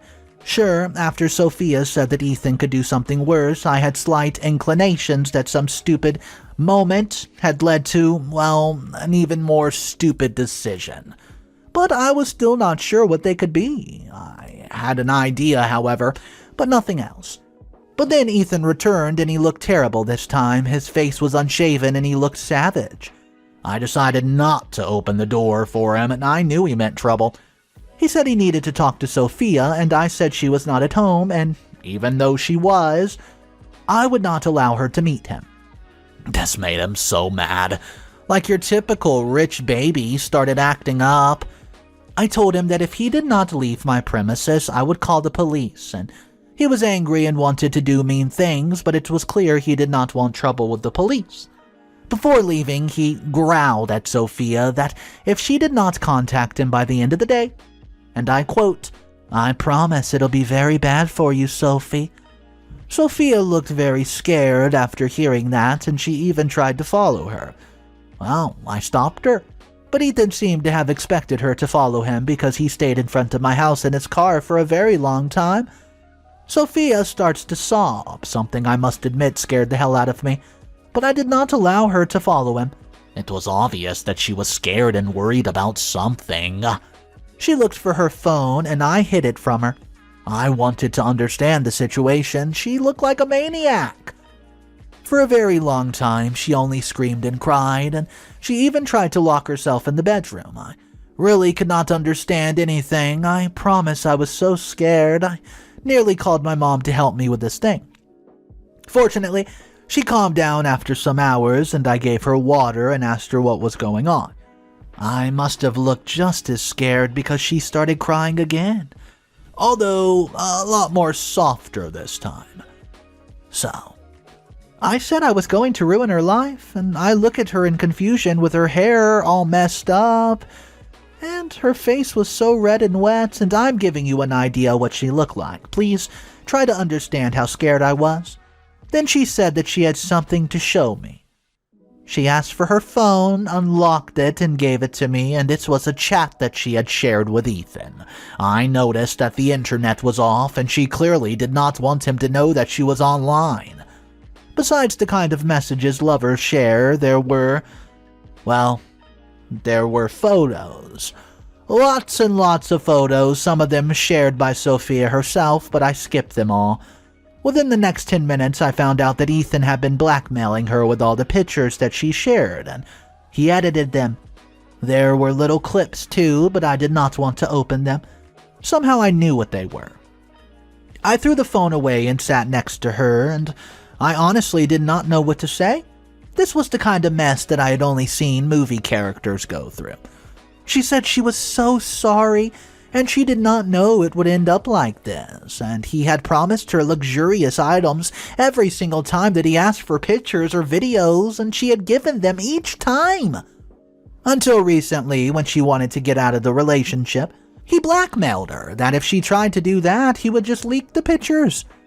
This is what he had warned her about, and then she said that she was not the only person. Ethan had done this with a few other girls as well. For a very long time, I did not know what to do about this. I certainly was not going to share it with any of my family members, not even with my parents. So I had to handle this on my own, with the help of the police. I told Sophia this bit and she started crying again. She was clearly scared that this would mean Ethan would release everything. But I promised nothing like that would occur. I asked her to contact the other girls too, and Ethan was foolish enough to send the threats through a text message. But it was good for me because that man was going to get it. Really, really bad. She contacted the other girls and I contacted the police. And we had some evidence already, and I guess the police only needed a little more, the confession. But the moment I reached Ethan's house, the police next to me, I knocked a couple teeth out of his ugly mouth. Hang on tight, everyone. Now you'll know what happens to people like Ethan in the next update. Update number 3. Ethan will have to register himself as an offender. You know what I'm talking about. Sophia was not the only victim. There were several girls younger and older than her. Essentially, that means there was a lot of evidence against Ethan. His rich family tried their best to help him out of it, but it did not work. His confidence added to the severity of the crime, resulting in an uproar of sorts. Many people wanted him dead, but most of all just wished for a proper sentence for him.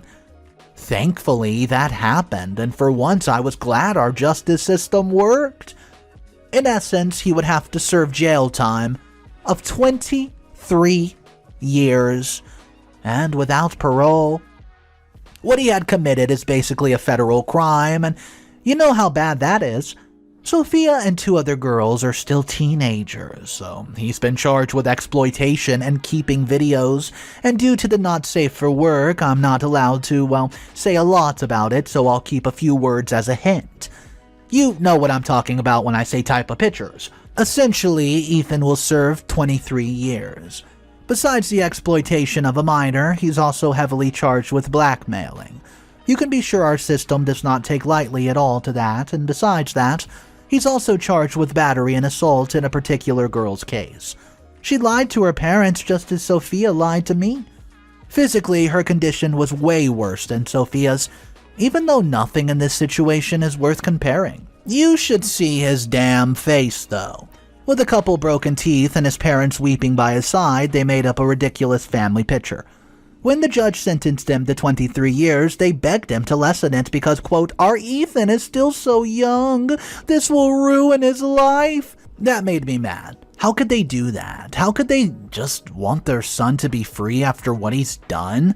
How could any parent? I don't understand. The judge humored them, and he asked what they thought would be an appropriate sentence in this case. They said 5 years. Yeah, you heard that right. The judge pointed at his 7 victims standing there, including Sophia, and reminded them all the girls were younger than Ethan, and he tried to ruin their lives. So the sentence that the court has announced is the right decision. This is the final decision, and they could, challenge it whenever they want. They promised that they would.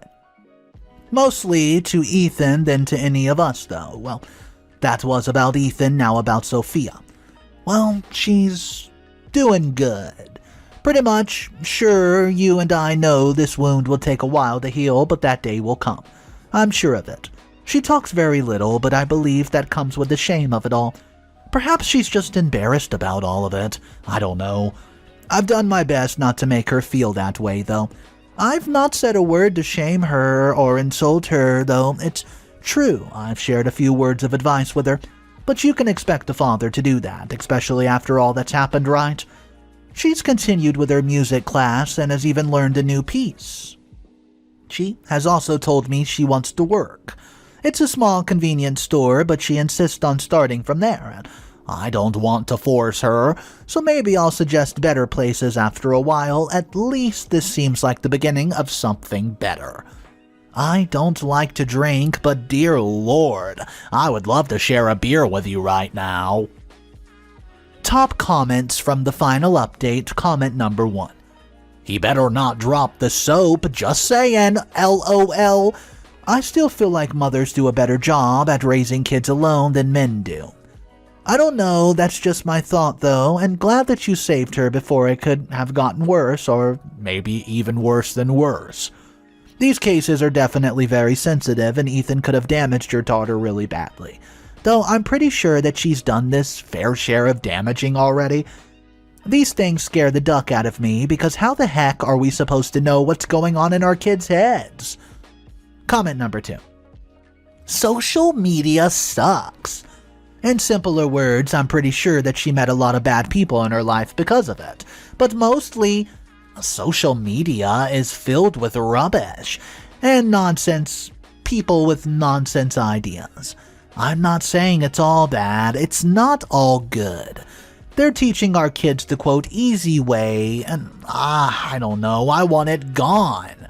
He deserves worse than worse though, and I hope he gets it. Story 5. What would you do if you had a 30-year-old baby for a daughter?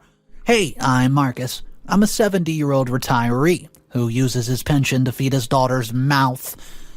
Now, my relationship with my daughter has not been great. And I would say it's partly because I was not totally around during her adolescent years even. My absence was because of her own good, as I went away for work just to work my butt off. I found love some 40 years ago, and even though I never got married to my lover, she took me in, and my daughter Natalie was the result.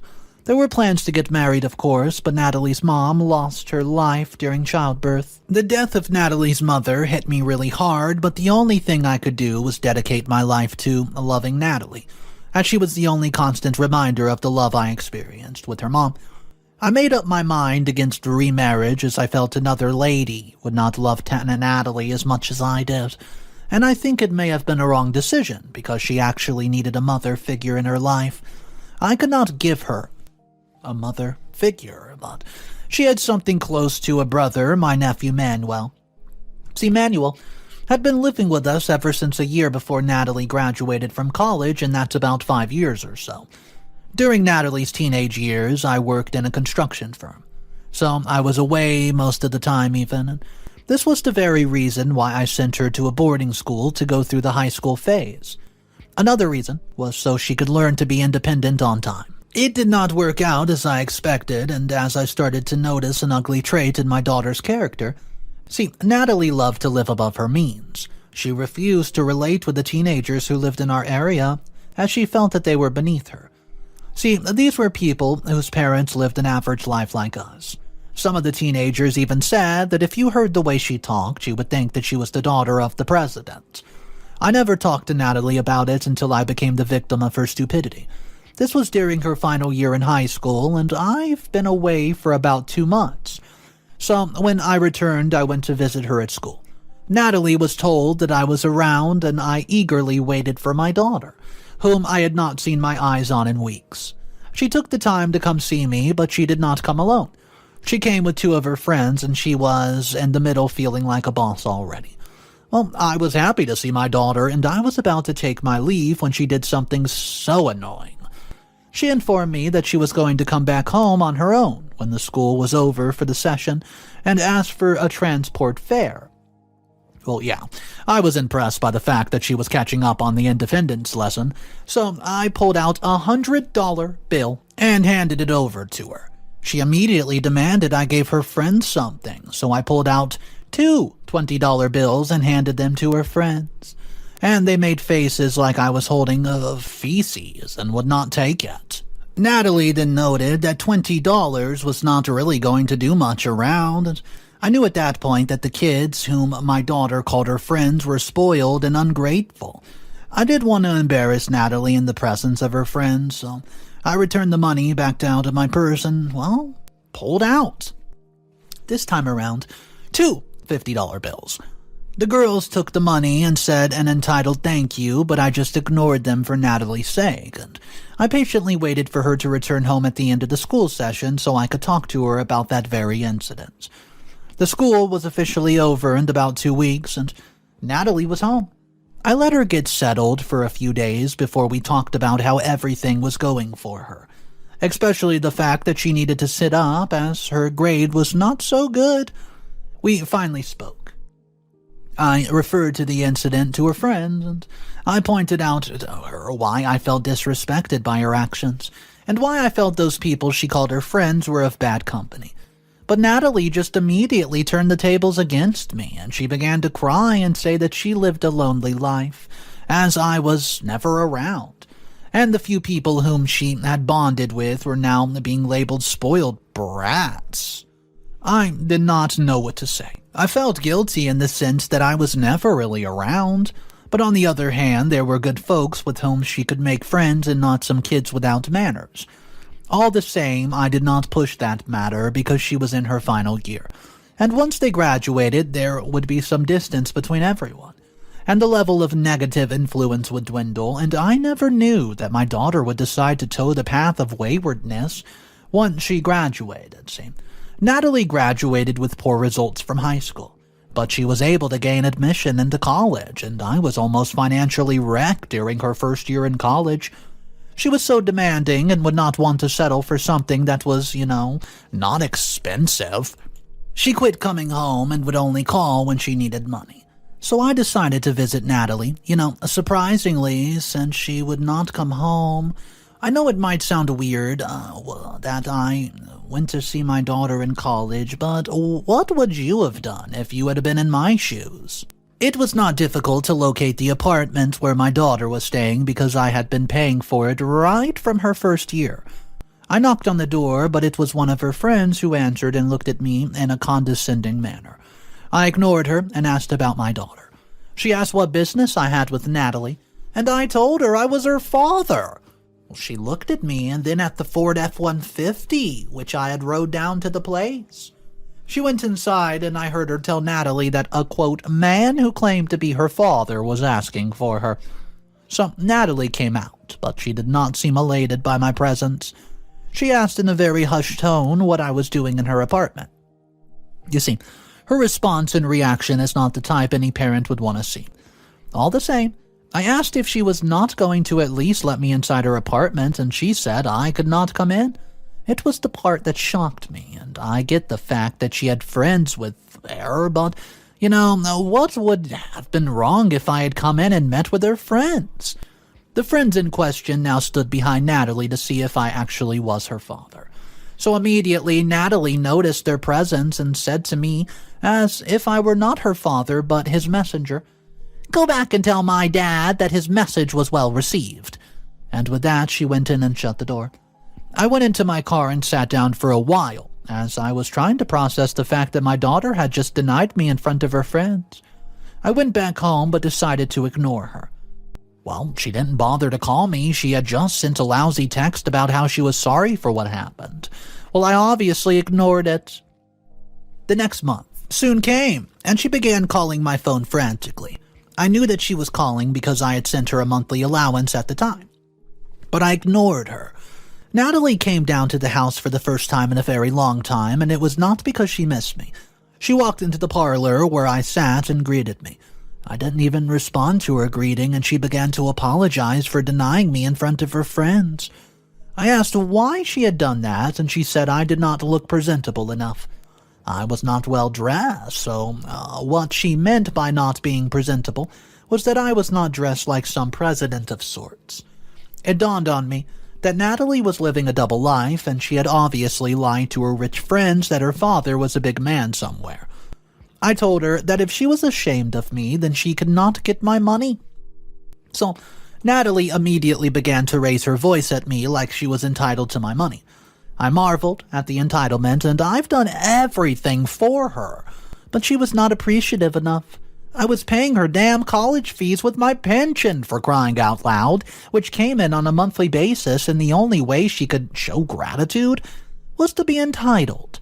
I clearly told her that the last time she saw a dime of my money was the last time she would ever see my money. Well, Manuel, who had been present while Natalie and I argued, immediately began to play the mediator. I loved my daughter, but she was breaking my heart. Well, thanks to Emmanuel, she left the house that day with my money. And I even continued to pay her fees till she graduated. Natalie graduated 5 years ago, but she has not secured a job. She's not even attended one interview that I know of, not even one. All she does is party every weekend, and no, I don't know where she gets the money. She wears these expensive clothings and litters the internet with images of her looking like the daughter of a billionaire. It would have been better if she had never gone to school from the onset, because everything spent on her academics was literally wasted. I did what every concerned father would do, and that was to talk to my daughter to straighten things up. I got into Natalie's room one morning and she was applying her makeup. It was on a weekday, but since I knew she did not have a job, I started off the conversation by asking if she was going for a job interview or something. Natalie said she was getting ready to go for a photo shoot, so I asked her to give me 5 minutes of her time, but she noted that she was already running late for her appointment. Well, Natalie knew that I wanted to talk to her about her lifestyle, and so the claim that she was running late was just an evasive tactic. I told her I would not be along, and that was when she temporarily paused what she was doing so that I could talk. I began by reminding her that she was my daughter and that I loved her more than life itself. I asked what plans that she had for her life, and she said a lot. She definitely knew where I was going. So I told her she's 30 years of age and could not spend the rest of her life living aimlessly without a purpose. I asked how she had been sponsoring her lifestyle because we both know damn well she didn't have a job. Natalie said that although she did not have a job, she did have a career as a social media influencer. I pointed out to her that all she did was just live a fake life, and Natalie had said that she was going to fake it till she makes it. Well, guys, I was absolutely at a loss for words, so I just walked out of her room. She met me this evening and told me that she was engaged to be married, and I was happy for her, even though I felt pity for whoever she was going to get married to. Natalie said her fiancé was eager to meet me, and it was the same on my end. So I went ahead and asked, when she was going to bring him to the house, and guys, she stuttered and said that she had arranged for us to meet at a very popular restaurant inside of the city. Okay, I bet. I immediately told her that if her fiancé was interested in meeting me, then he should come down to my home. I'm 70 years of age, for crying out loud, and trying to reduce the stress in my life. Natalie said that the reason she had fixed the meeting was because she felt the house was not presentable enough. I didn't know what she had told her fiancé about her background, and I was not ready for the drama. I simply told her that if she was not willing to bring her fiancé down to our home, then they could both go to hell, because I would not be party to living a fake life. I'm gonna update you guys in a little bit. What's up, everybody? Mr. Reddito here. Oh boy, does this story just get increasingly crazier. I do have 3 action-packed updates for you guys. Hey, if you're not subscribed to the channel, well, you might want to do that. For daily videos of some of the craziest stories on this planet. Well, only about 20% of viewers are subscribed, so if you want to hit that button, you would be in the select few. Guys, let's jump into the first update and see what's going on. Update number 1. Natalie finally brought her man to the house, and I believe she would have evaded it if not for the fact that her fiancé was not willing to get married to her without first meeting with her father. Before his visit, though, she met me and said she needed some money to renovate the house to make it better suited for the guest. Well, if her guest were going to change his mind about the whole marriage because of the house that she lived in, then he would not be ready for a marriage. So I told her that the house where I lived was okay, and no need of a renovation, but if she felt it was oh so necessary, she could go ahead and use her own money. My daughter surprisingly did. She renovated the entire parlor and front porch within 10 days. And guys, I don't know how she got the money. I don't. Not at all. And I don't care. The day came and her fiancé showed up to the house inside of a taxi. A taxi? Well, guys, I was shocked because with the way that she has been going about everything, you would think my daughter was, getting married to a rich guy. Well, I didn't want to judge a book by its cover, as it was possible that his vehicle may have been broken down or something. So I just made my observation and The young man came into the parlor, and Natalie asked him to make himself comfortable in our, quote, humble abode. Natalie then jokingly appealed to him to overlook the simplicity of the house, as I adopted simplicity as a lifestyle, and the duplex which I was currently building was simply because she had been on my neck for a long time, all that it was time for a new home, which was more fitting for somebody of my class. Oh, you can guess how surprised I was to learn that I was building a duplex, which I never knew. My daughter would do anything just to maintain this lie that she was fronting to the public. I smiled, gritted my teeth, because whatever would have come out of my mouth was going to be the truth. The young man was very respectful. He introduced himself and started, saying what his intentions were. He was a sales executive in a very high-top firm, and even though he did not earn too much right now, it was enough to take care of both him and my daughter. So guys, this was exactly what he said. I loved his sincerity and simplicity, and it was quite unfortunate that he wanted to get married to somebody who did not believe in simplicity, but rather in living an extravagant life. I wasn't interested in knowing how he and my daughter had crossed paths, or if he was even sure that he truly loved her, because the young man, from what I could see, was so into Natalie. So I just simply asked what plans that he had for her. The two opposites attract each other because the words that flew out of this young man's mouth were full of wisdom. Anyways, he went ahead and talked about how he felt marriage was not an end in itself, but a means to fulfill purpose. He then talked about how, though he was not wealthy, he planned to build with my daughter Natalie. The guy had just won my heart, and I could see that one, if not the major reason why Natalie would choose to settle down with someone like him was because he was an easygoing person who would tolerate her nonsense. I asked if they've decided on the wedding date, and Natalie jumped right in, and she said that they were considering having their wedding in 3 months because huge plans were underway. She started talking about how the elegance of the wedding would dwarf that of her friends, and how it would be the talk of the town. Her fiancé, whom I had listened to, had shown a great depth of wisdom, and so I wondered why he would be planning to throw a big wedding that could financially set him back. Well, I then suspected that Natalie was obviously the one pushing him, and he just loved her so much to say no. I did not offer any advice right there because I knew it would reveal the depth of my daughter's foolishness, so I just waited for her fiancé to leave. I waited till it was nighttime before I called her into my room. Natalie came, and the first thing I asked her was if she loved the young man she was engaged to, and she replied, of course, and started to name several qualities she admired. After she was done with all the nonsense she was spewing, I then asked why she wanted to wreck him, if she did truly love him. See, Natalie was taken aback by my question, and her facade changed. She asked what on earth did I mean. Well, I didn't bring up the house lie that she had concocted in front of her fiancé, as it was not really necessary then, but I did tell her that she was setting the young man up for financial downfall via the expensive wedding that she was planning. Natalie defensively said that it was the most important day of her life, and she wanted it to be special. Well, besides, I'm equally making my own quota for this financial contribution towards the wedding planning, she said. I knew it was nonsense because Natalie had no job, but I did not emphasize that.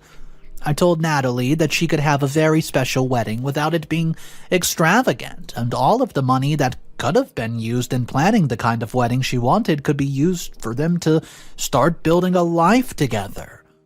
Guys, Natalie flared up.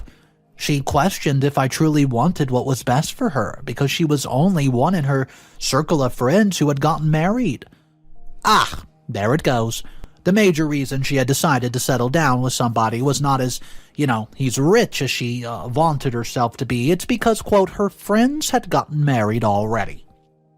She wanted to outdo them. She then claimed that the extravagant wedding was a way of starting up her event planning gig. Since it would be live-streamed in her rich audience who her event planning gigs, they would see it, who would desire something as glamorous as hers. They could patronize her, and Natalie always had a way of bringing up excuses. Excuses just to justify whatever she was doing. So, I simply said it was fine and asked her to leave. After all, I'm not the one who's going to pay the bills. Anyways, that's all for now. Update number 2. I'm currently in a nursing home, where I received news more shocking than the partial stroke that hit me. Firstly, the reason I've gotten the stroke was that it turned out that the wedding of my daughter was taking longer than expected. So I asked her about it, but each time I did, she would claim that they had shifted the date because somebody who was to render a service for the wedding needed more time to prepare. I decided to ask her fiancé after she had repeatedly given me a series of excuses. Her fiancé, who was sincere, told me that the level of finance needed to plan the kind of marriage Natalie wanted was difficult to come by. I didn't bother to ask why he did not opt for something less expensive, because I knew it's Natalie and she wouldn't allow it. And he wanted to please her, so I pitied the young man, who was to be my son-in-law, and I decided to talk to my daughter one more time to see if she could, just have some sense.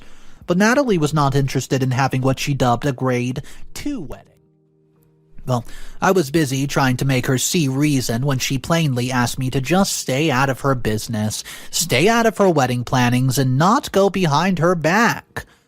Well, to talk to her fiancé about their issues. I immediately barked at her to shut up. I began to remind her that I was her father and she would not be standing there if it weren't for me. I was busy venting my anger when I passed out. I woke up at the hospital and it turned out I had a partial stroke. I stayed in the hospital for 2 weeks before I was discharged and released to go home. Natalie and Manuel took me to the house and my daughter suddenly started to care for me.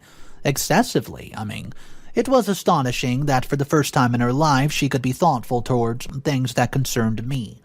She immediately suggested as soon as we got home that I would be enrolled in a nursing home. Manuel said that my condition had been normalized and was not so critical anymore. So he had taken care of me just as he's been doing for so long. I was surprised and pleased by Natalie's reaction. "Are you expecting me to put the fate of my father in your hands?"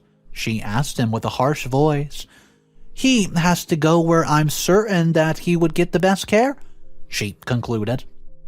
Seeing Natalie standing up for me felt good, but I knew that Manuel meant well, so I said that it was right. I trusted Manuel with my life, but Natalie refused. She said she could not risk it and began to make inquiries about a nursing home. So I quit putting up a fight and decided that I was going to go to the nursing home. Natalie made contact with one of the nursing homes, which was in a different part of the city, and I had to go. Manuel felt very sad about this, and he had become like a son to me. But Natalie asked him to take comfort in the fact that I was going, so, I could come back better and stronger. I was gone for 2 weeks when Manuel came to visit me. He had shocking news. He told me that he had recently discovered my daughter Natalie was in serious debt. And though he was not supposed to be bothered about the fact that she was in debt, the circumstances and other discoveries that he had made were enough to spark concern. According to Manuel, he said that he had come to the house one morning after rounding up from his night shift. He said he was at the door when he heard someone on the inside raising her voice at Natalie and urging her to pay the amount that she owed. Not just her, but some other folks as well. He could hear the creditor threatening to have her arrested if she did not make the payment within a short period of time. See, Manuel, curiously, listened to a further understanding of the scope of what was even going on. And that's when we heard it. What made his ears tingle? He heard Natalie tell the lady that her father, me, just passed away 3 days ago, and she was not in the right place emotionally to be thinking about the debts that she owed. She pleaded with the individual to give her an additional month, and she would totally clear it. Manuel knew it was a lie because he had called the nursing home and spoke with me just the evening before that day. The lady sympathized with Natalie and gave her time that she requested. Manuel came into the house but acted like he was not aware of what was going on. See, Manuel did not talk to Natalie or do anything about what he had heard, but he immediately changed his mind and decided to talk to me. When he heard her call the insurance company to notify them of my death and the desire to get my life insurance benefit, since she was the beneficiary, Well, they even notified her that she needed to provide my death certificate, and she promised to do so. And as I listened to Manuel make such a grave accusation against Natalie, I decided it was best to speak with my lawyer, since he's responsible for maintaining records and documents related to my legal matters, just to ensure their accuracy and compliance with the law. He would be coming to see me tomorrow. Final update. You can get so hurt by the people you love to the point that the love turns into something else. And with that, I want to let you know, my dearest readers, that I no longer have a daughter. Natalie is very much alive, of course, but she's dead to me. It turned out that all Manuel had told me was true. So I met with a lawyer a week or so later, and I asked him to review my documents after meeting with Manuel, and this was to give Natalie enough time to carry out her scheme if she had one. My lawyer did exactly as he was told and came back to tell me that I was in danger of being arrested for fraud. According to him, he had observed a certain discrepancy in my insurance policy, and I was declared dead, with my life insurance fully paid out to my beneficiary, Natalie. I explained to him what's going on, and he advised me to alert the authorities to avoid being seen as an accessory to crime, so I assured him I was going to do just that. But I needed to pay my daughter back on her own coin. So I sent it to Natalie, and she came and acted like she missed me. I asked her about her wedding and all, and she noted that the dates have been fixed. And though she would want me to be there, she knew it was too much stress for me to have to go. So I didn't argue with her, that it was clear that she could not risk having me at the wedding, or else her scheme would blow up in her face. I agreed that I needed to fully recover, but I wished her the best even though I knew what to do.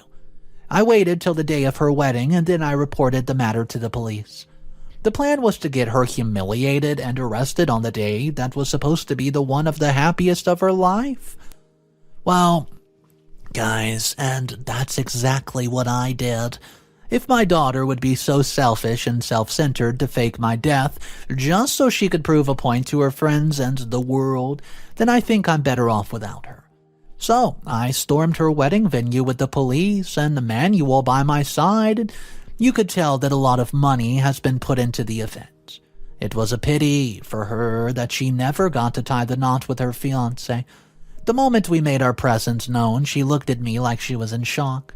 So I went straight to the altar and sarcastically said that she was looking at me like she had seen a ghost. But I understood, because judging from the death certificate that she had forged, it meant that I had come back from the dead.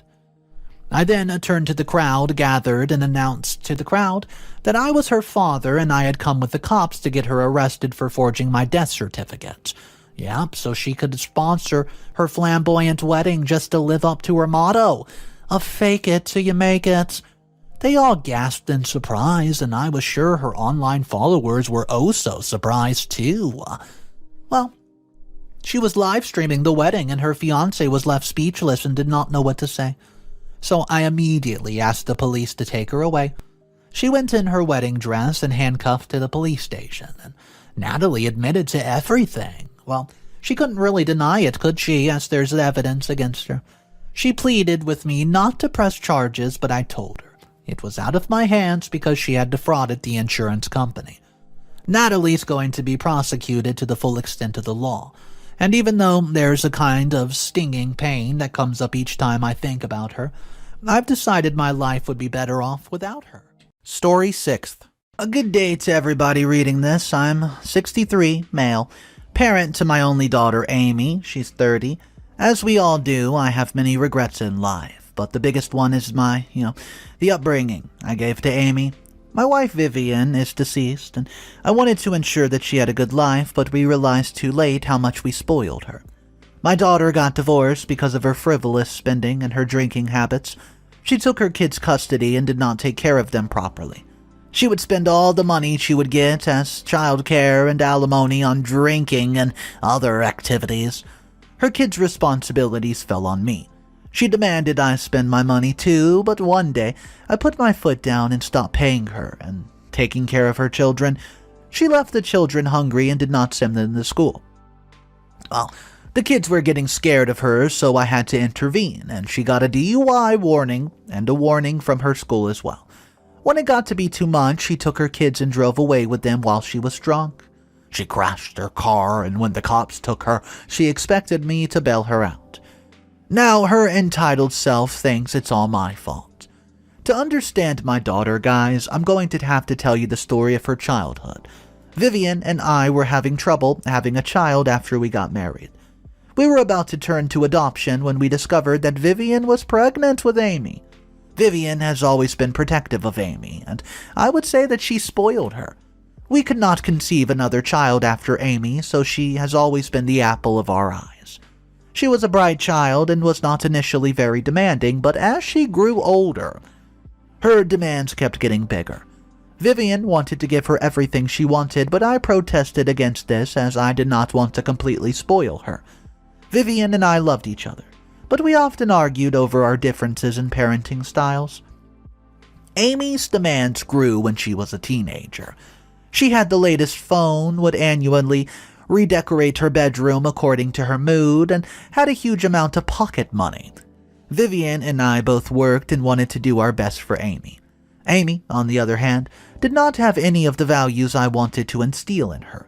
She was wasteful of food, did not value money, and started to throw tantrums for things that we could not afford. She wanted a brand new car and when she got her license, but we could not afford the car that she wanted. She demanded that Vivian take out a loan for the car, and Vivian did not want to, but we knew her demands were too much for us. We could not keep up with them, and she would just throw these tantrums as it would keep growing out of control. One day, when Amy was around 16 years of age, she had a date waiting for her. A boy named Kevin, 19 at the time, came on a bike to pick her up. Vivian got scared and would not allow an older guy to take her on a bike. They fought, they argued, but Amy insisted on going and Vivian grabbed her arm to stop her, but Amy pushed her away. Vivian lost her balance and she fell down the stairs. I rushed to help Vivian and she hit her head on the railing and fell unconscious. I picked her up and took her to the doctor, and after a couple hours we figured out that she was fine. We took her home. She was very sick and had a constant headache for the next 2 days, and we thought that she would get better, but it turns out she had an undiagnosed hemorrhage. The doctors did not initially notice it, but when they did, it was too late. She had already suffered a stroke. The doctors tried to save her, but they could not. Amy and I were in immense pain at the time. I lashed out at Amy and blamed her for everything, and I started to resent her. Amy kept apologizing for everything that happened, and it took me time to move on, but my relationship with Amy had turned sour. I apologized to her for everything I said to her, but my negligence towards her had caused permanent damage. She would not listen to anything I said, and my negligence towards her had turned to alcoholism at a very young age. She would be out at parties until late at night and come home drunk. Her childhood friend Rebecca took her to the hospital because she overdosed, and at that point I realized I did not want to lose her, so I put her in a rehabilitation program for alcoholism. She lost a year of her education but ensured that she would contemplate her education just like Vivian wished she would. Well, after Amy moved out, she went back to her spoiled ways of spending and buying whatever she wished for. By the middle of the month, she would come to me begging for money because she had already spent all that we gave her, and she married Rebecca's brother Rupert. Rupert and Amy were equally responsible and would barely be able to manage their household. Their wedding was a grand affair of sorts, since Vivian had saved up a huge amount of money for her wedding. I wasn't really happy about Amy getting married at such a young age to such an irresponsible dude, but she would not listen and just have it her way. A year later, Amy gets pregnant. She wasn't really ready to have the child, but they decided to work towards a new phase in their life. Rupert completely changed after Amy had my first grandson, Timothy. Rupert started to be more responsible. He started to save money and wanted to be a really good father for Timothy.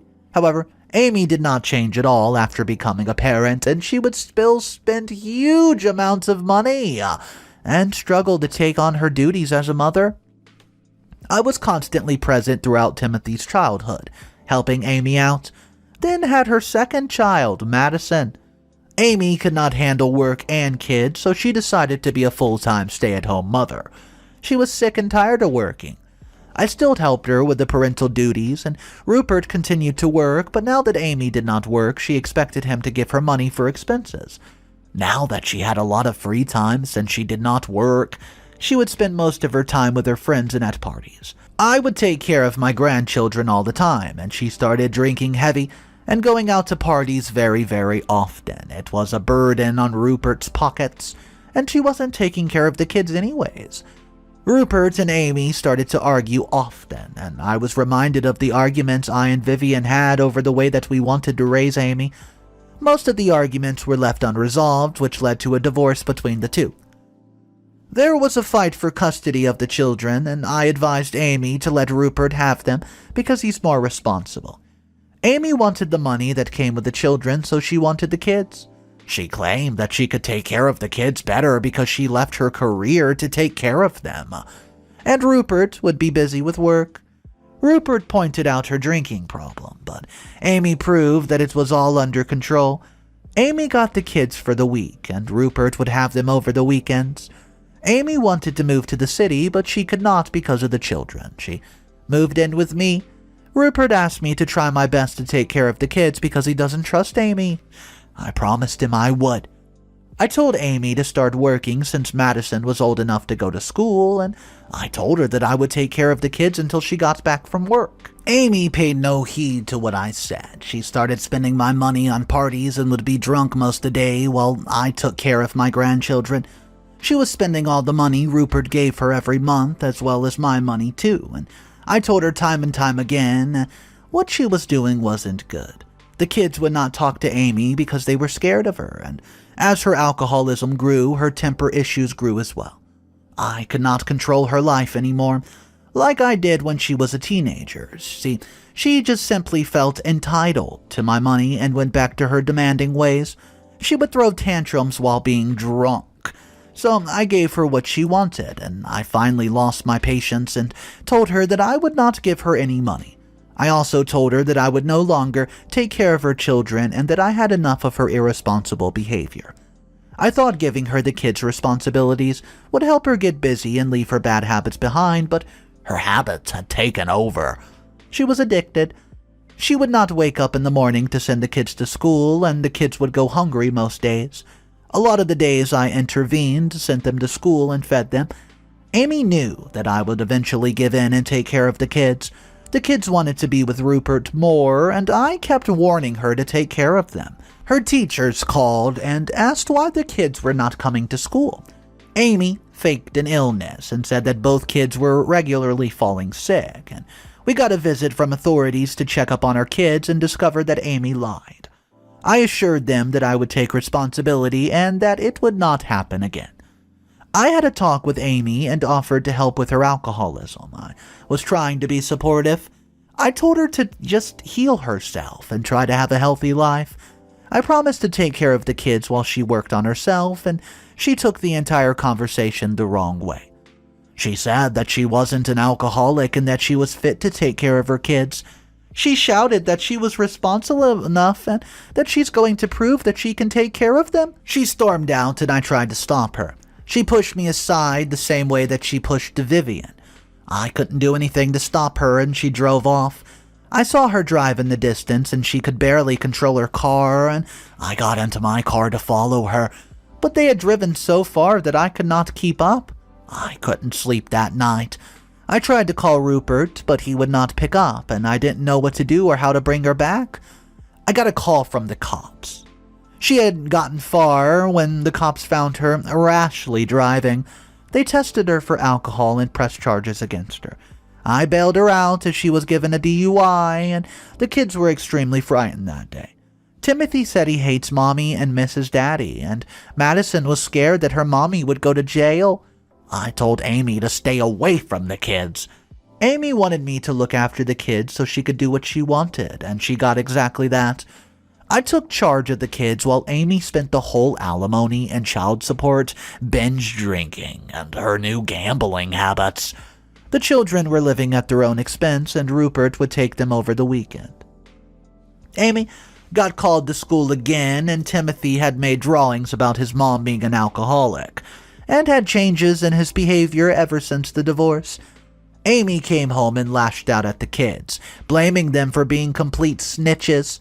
Amy threatened that if they ever snitched again, the authorities would take them and put them in an orphanage. Madison got scared and started to cry, but Timothy said that they would be better off in an orphanage. Amy was under the influence of alcohol and screamed at the kids in foul languages.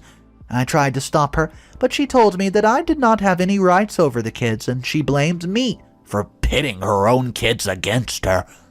Amy told me that she was leaving with the kids and that they were not going to be staying with me any longer.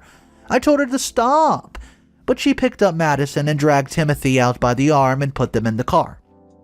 She was extremely drunk, so I tried my best to stop her, but she would not, and I didn't want to hurt the kids who were crying in the back seat. I tried to stop her by blocking the car, but she tried to run me over. I saved my own life by jumping out of the way at the last second, and I expected her to stop, but she drove off again. This time with the kids, I picked myself up and tried to find them. She turned off her phone and would not pick it up, and I alerted Rupert too. Amy had crashed into the pavement while parking. She sat down and went to get another drink for herself while passerbyers alerted the police. The kids were crying in the car when the police found them, and she was taken in for endangerment to a kid, and they were taken to Child Protection Services. I wasn't allowed to meet the kids until the authorities said it was okay for me, and Rupert wasn't allowed to meet them either. Amy had charges pressed against her, and this time she wasn't let off with some little warning. She had heavily endangered the kids and hit a lady who tried to stop her from re-entering her car, and crashed her car to under the influence of alcohol. They investigated her for drugs too, and the test report showed that she had taken drugs as well. Luckily for her, they weren't in her possession. Timothy got injured because of the seatbelt that he put on to protect himself, but it wasn't properly inserted, so it pierced his neck. I went to see Amy, and she begged me to get her out of this mess. She promised that she would not have anything to do with the kids again, and she'll do as I said, and I told her, Amy, it's too late. She tried to cover up her alcoholism by playing with my emotions, and she tried to give excuses about how bad it was for her when her mom died, and she was blamed for everything. The only person who ever loved her was her mother, and she had a hard time when she lost her. I knew whatever she was saying was to make me guilty and get her out of jail, but I declined and told her I gave her numerous chances to be a better human being. I even pulled her out of alcoholism once, but she chose to go down that route. I'd watched Rupert change and become more responsible for his kids, but Amy did not. I told her straight to her face that she was a bad parent. She called me a bad parent too and blamed it all on me, and she told me that it was all my fault, that I should fix it. I walked away and told her I wasn't going to bail her out this time, and if her mom was alive, she would not have either. The last thing I said to her was that I still believe she was the reason Vivian passed away. I was wrong to blame a child for somebody's death at that time, and maybe if I had been more supportive, things would have been different, but I saw her going down the same route even when Vivian was alive. She was extremely entitled, and perhaps she would have been even more entitled if Vivian was still alive. Vivian wanted to give her a good life, but she grew up to be someone not even close to the person we wanted to raise. I partly think it's my wife's fault for spoiling her, but as an adult and a parent, I expected her to understand what's wrong and what's not. She clearly doesn't understand that, and I don't see an ounce of guilt in her actions. She didn't even ask how the kids were. Any good parent would never put her kids in danger, and even if she did by accident, she would at least have some concern. All she cared about was herself. I have a second chance at parenting, and I will not let my grandchildren become Amy. They've suffered a lot in their childhood, and I hope Amy stays behind bars and away from the children. I never expected Amy to be this entitled, and she put her own kids in danger, and they could have even died. I didn't know my daughter would be this heartless. This is a lesson not just for me, but for all of us. We often want to give our kids the best, but be careful not to spoil them. If you want to give your kids everything, give them proper values and teach them to be better human beings. warn them of bad habits, and teach them that drinking and smoking not only are unhealthy but also ruin lives. I just hope my grandchildren will be alright. Update number 1. Hey readers, I'm extremely grateful for the comments and the prayers for the well-being of my grandchildren. Amy managed to bail herself out with the help of her new friends. She broke all ties with her childhood friend Rebecca. She tried to talk her into changing her ways, and the kids are now at home with me because Rupert is still under investigation. They saw me fit to take care of the children, as the kids insisted they felt the safest with me. Rupert wanted to apply for full custody. Both of us wanted to keep the kids out of Amy's sight. Timothy did not want to see Amy, but Madison missed her mom. I had a hard time taking care of little Madison, who just longed to see her mother. Amy came home one day and demanded to see her kids. I didn't let her, and I threatened to call the police, and Madison ran towards her. Amy assured me she only wanted to have a word, and she took Madison to her room, and Amy convinced Madison that we were all trying to prove that Amy is a person who drinks bad drinks. She told her that we were all lying, and Amy tried to talk to Timothy, but he didn't want to speak. Amy left, but said she would be back to take the kids, and when Rupert was proved innocent in the whole investigation, he wanted full-time custody of the kids and put a restraining order out against Amy. I fully supported Rupert on this, but Amy did not want Rupert to win. She would rather have the kids stay with me, or if not me, she would want them to go to the authorities. Amy was being petty because she didn't want Rupert to, quote, win. Amy tried to prove to the authorities that she was making an effort to change and that she would save her kids, but they completely declined to give her the children. She then tried throwing dirt on Rupert instead, and she cried, throwing tantrums in court, and blamed him for being abusive. She alleged that I and Rupert were abusive towards her, which made her turn to alcoholism. She came up with so many instances where Rupert was negligent and the kids were harmed. She took out petty, small incidents like how Timothy fell in the park, or how Madison almost choked on a grape under Rupert's supervision. She turned the courtroom into a soap opera.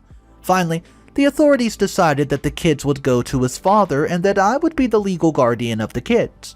However, they decided to give Amy a chance to redeem herself, and they canceled Rupert's pleas to put a restraining order on Amy.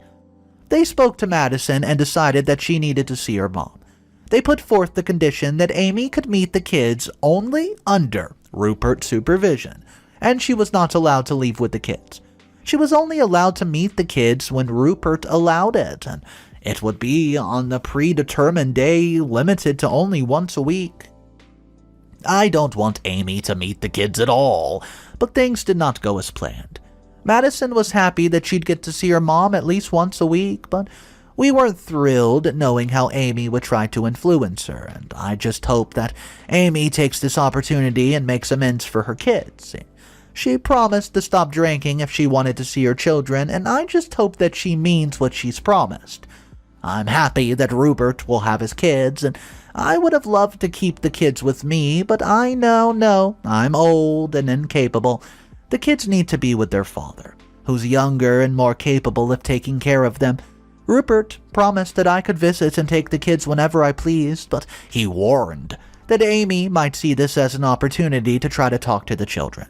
Let's just see how everything goes, and I hope for the best for everyone, especially my daughter.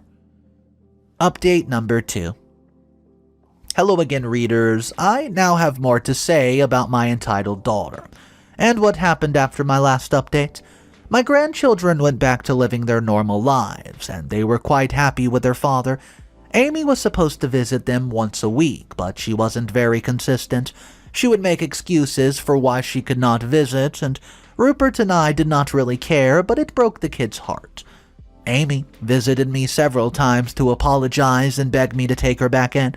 She went from one friend to the other, living like a freeloader at people's mercy, and she eventually found work for herself and a place to live.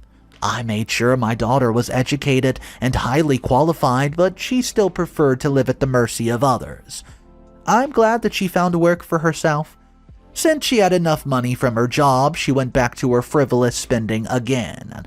Her credit card bills piled up, and like always, she lived from paycheck to paycheck. Most of the time, she's unable to pay bills and rent on time, and she would be a no-show to meet the kids. But the time that she would show up, she would be drunk, to the extent that she could barely walk. Rupert decided that if she wanted to meet the kids, she would have to be sober. She lied to Madison and Timothy that their dad would not let her meet them, which created misunderstandings between the kids and Rupert, obviously. Well, she kept convincing them to believe that Rupert was the reason the couple split and Mommy and Daddy could not be together. She told them that the reason for her alcoholism was the fact that she was upset over the divorce. Well, the kids started to nag Rupert to get back together with Amy. They would often throw tantrums again and again, and they blamed Rupert for their mom's bad condition, and soon the seed that she planted in their minds grew into a tree. I tried convincing the kids the otherwise, but they would not believe either. Timothy was having a hard time at school, so he had to do extra classes to make up for the loss that he suffered under Amy's care. He used to be a bright child, but since he missed so much at school, he was getting behind. Timothy's teacher, Jess, got along and they started to see each other. Rupert saw her as the perfect mother for her kids, and I would have to agree with him. She got along with the kids so well, and that was until the kids realized that Rupert wanted to replace their mom and Jess. The kids started making their lives difficult by constantly throwing tantrums, and they were mirroring the way Amy behaves, and things got so out of hand that the kids ran away to Amy's apartment. We looked everywhere for the kids and even alerted the police, and Amy left the kids locked up at home and went out with her friends. A fire broke out in her apartment and the kids were stranded. Luckily, the police found the kids just in time, and firefighters were alerted to put out the fire. The kids weren't really hurt, but they were at a high risk of CO poisoning. Rupert had enough of Amy's behavior, that was it. After the whole incident, the kids believed that their father took care of them better than their mother. The kids were traumatized by the whole incident, but it gave Rupert the opportunity to place a restraining order against Amy. Amy was banned from ever contacting or meeting the kids again until further notice. Amy was allowed to meet them for the last time, but Timothy did not even want to say goodbye to her. Amy did not care much either. She went on with her life, but at least now she can't use the kids to spite Rupert and take her revenge. Jess moved in with Rupert, and they all started living like a family. I live alone, and they never leave me out.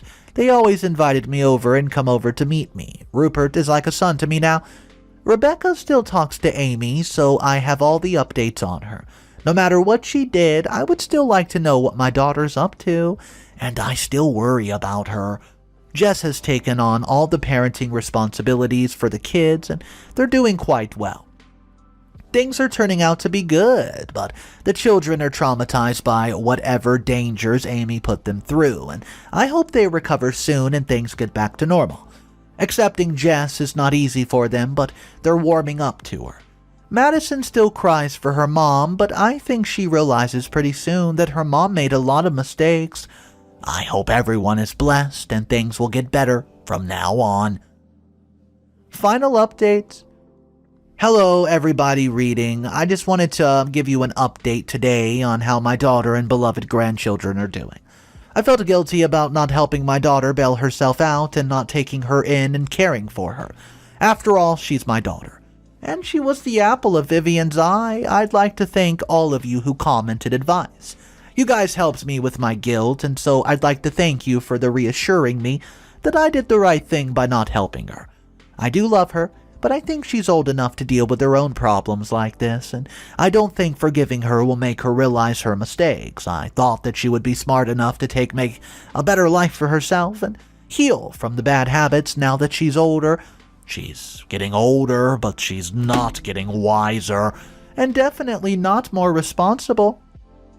Amy started to go to work drunk. She lost a lot of money in gambling too, and she was in a lot of debt since her bills piled up. She lost her job since she'd be drunk all the time and have bad work habits. No one would recommend her, so she couldn't find a job anywhere. Her landlord kicked her out because she could not pay the rent. She landed on my doorstep. She was very sick and had fallen over because she could not even stand up. I took her in and told her to go her own way after she got better. She begged at my feet to let her stay, and I put forth the condition that she would seek help for her addiction. She stayed at her friend's house, then made a new boyfriend, Mark, and moved in with him. She was constantly in and out of jail for driving under the influence, and her boyfriend just kept bailing her out. She'd get in trouble when Mark's house was raided for drugs, and she was found guilty. Mark admitted that she assisted him in selling. He tested out clean, but she was stuck in a serious case. She didn't have a good record, and all the evidence was piled against her, and she contacted me for help. I could tell whether my daughter was lying or telling the truth, and I knew she was not involved. But the cops had had a hard time believing her. She asked me to pay for her lawyer, but I refused and told her I wanted to stay out of it. I knew I could have helped her, but she needed a lesson on the effect of her actions can have on her life. She was proven innocent because there was not much evidence against her, however, and she went back to living like a freeloader and struggled to get a job of her caliber. She recently got a job as a shopkeeper. I heard that she's trying to quit alcohol, too. Well, good for her. She's had a really hard time since she wasn't sheltered or protected by anybody, and I think she's really learned her lesson and wants to make amends. I would like to tell you all that Rupert proposed to Jess, and they're doing splendidly as a family. The children still miss their mother, but they took a step forwards with Jess, and they even call her Mom. They're going to get married pretty soon, and I just hope the best for their future. I spoke to Rupert, and we've decided that if Amy mends her ways, she can meet the kids in the future. For now, they're going to stay far, far away from her until she gets her life together and simply becomes a more responsible human being. This will be my last update about all this. I'd like to end by expressing my gratitude to all those who prayed for my grandchildren and whose comments helped guide me just to get rid of the guilt. Story 7th. How do other mothers cope with ill treatment from their children? I'm having a hard time trying to convince my daughter that I'll never let anyone or anything harm her. Now, I understand what my mother went through when I ran away. Hey, my name's Sophia, I'm female 31, my daughter has just turned 14 years old, and we don't really get along. My boyfriend's 37, is her favorite person on this earth, and I melt away when I see my two favorite people getting along so well. 14 years ago, I was on my way home from school when I saw a house from our neighborhood on fire. I ran to watch with the rest of the neighbors, and everyone had their phone facing the scene just to gain followers on social media and views. And only two men, who had buckets of water, were trying to prevent the fire from spreading all over the house. I watched minutes longer, and I later saw a woman and a man escaping through the window. The woman kept screaming, "Her baby, her baby," but the man was focused on saving his own life. He had a backpack on his back, and it was quite surprising. He was in a burning house, and he must have been confused. So how'd he get a hold of a backpack? I wondered what was in the bag. I watched them run away from the house with bruises, and I thought they would stop after they went further from the home, but they didn't. I noticed the bag was full of money when a note fell out, and then another one. He was only worried about his money. I had a feeling that someone was left in the house, and I knew that my neighbors would not allow me to enter the burning home. So, I snuck in. The smoke was too much to handle, and I started coughing uncontrollably. A few steps later, I could hear the baby crying. I hurried to find the baby. Mom always said I was special and that she saw a lot in me, and she said that I would be a blessing to somebody else. Although the child was burnt badly, I managed to save her life. I didn't get a single scratch as I moved through the home. I rushed her home so that Mom can take a look at her, as she was a nurse and I didn't know what to do. Mother insisted so much that we take the child to the hospital, but I was already attached to the child, and I could not afford to lose her. I begged Mom to just treat her from our home. Mom started stealing medications from the hospital for almost a year, as the child had been badly injured. Mom thought that there was no hope for the child. She thought the baby was going to die any time from then, but she was strong and she started reacting to the medication. She was getting better day by day. Mom kept taking medications from the hospital without authority, just to help the poor child. Sometime later, suspicion arose, and an investigation was began. There was strict security in the pharmacy, and Mother could no longer get the medication. She told me about what was happening at the hospital, and she asked me to give up the child, but I wasn't ready to do so. My mother lost her job later as the theft case was looked into. She was furious with me, and she wanted to take the child away by force. The beast in me would not allow her to take my poor baby away, so I fought her to stay. Mom was starting to fear me. She threatened to report me and notify the police that there was a stolen child in our home. I knew that I had not stolen her, and her parents were left behind to die. I saved her, and I felt like she was better off with me than anybody else. With Mom's threats, though, I ran away from the home with the baby. I took a bus to a faraway town where I knew that she would not find me. I had no money on me to buy food or medication for the poor child, but I was not going to give up on her. I looked for a job, but it was impossible to find one at my age. We had to live with the other street kids in shacks, and it was a hard life for me. I would always leave her with other kids as I looked for a job, and fortunately, I found a job a month and a half later. It was not enough to rent a room, but it was enough for food and painkillers for the child. She started recovering even faster without medication. Even though she still had scars all over her body, her face was not burnt at all, and she had such a beautiful smile. Well, 2 years pass. A man passed by my workplace and looked at me with sympathy. He called unto me and asked me what I was doing there at a young age, and I could not tell him the exact story because he could take me back home. I lied to him and told him that I was a teenage mother and my mother cast me out of the home. He believed me easily. This man was an instructor at a vocational training center. He helped me get legal identification documents for me and my baby, and he also took me into his house and enrolled me into the training center. I was doing very well in school, and I later graduated and looked for a job. It was hard to find a job. The man then came home one night with a surprise for me. I wondered what it could be, and he had written me a check. To start my own business. I couldn't accept his money because he had already helped me out a lot, and I just wondered why he was so generous with me. He told me that I reminded him a lot about his dead daughter. I felt really bad for him, and I was speechless at the moment. He broke the silence by insisting that I take this money. Well, I accepted it, and I could not thank him enough. I started my small business with Emerita started school. I had no customers because I was renting a small building outskirt where I could afford it. The man then hired a sales agent for me. The agent was so good that the customers showed up around my shop like ants. People wanted tables, chairs, and other wooden furniture. I was making money, and life has turned around for me since then. I tried to give the man money to pay him back, but he refused. He said that he was only helping a soul in need. I later asked him if it was okay that I moved out of the house since I could now afford an apartment of my own. He was happy to hear that I could stand on my own 2 feet again. All my life, I felt guilty for lying to him about how I ended up in that town, but I had to do it for Emerita. I moved out of his home and rented an apartment for my baby and I. She was growing so fast. A month later, the poor man died. I was agonized, and I could not believe that he was fulfilling his last wish. I had no idea that he was secretly battling cancer. I felt so blind. I attended his funeral and mourned his death for a few months because he was literally like a father to me. And I was angry at the universe for taking him away so soon.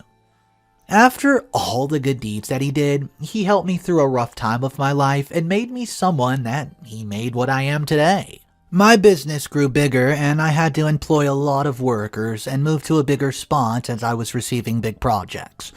My daughter, on the other hand, started calling me Mom. I was so happy that she was calling me Mom. As she grew, her peers at school started teasing her because of her scars. She was no longer happy to go to school. She wanted to stay home and just hide from the world, as the world always looked at her like she was a freak.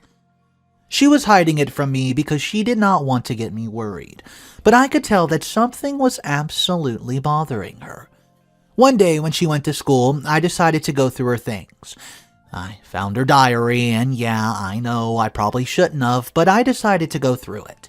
I knew that it was her personal space and I needed to respect her privacy, but I just had to find out what was bothering her. What I found in the diary got me heartbroken.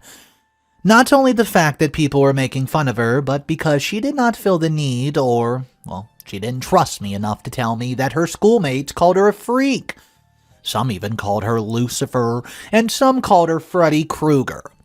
As her mother, I went to her school to talk to the principal and get the bullies punished.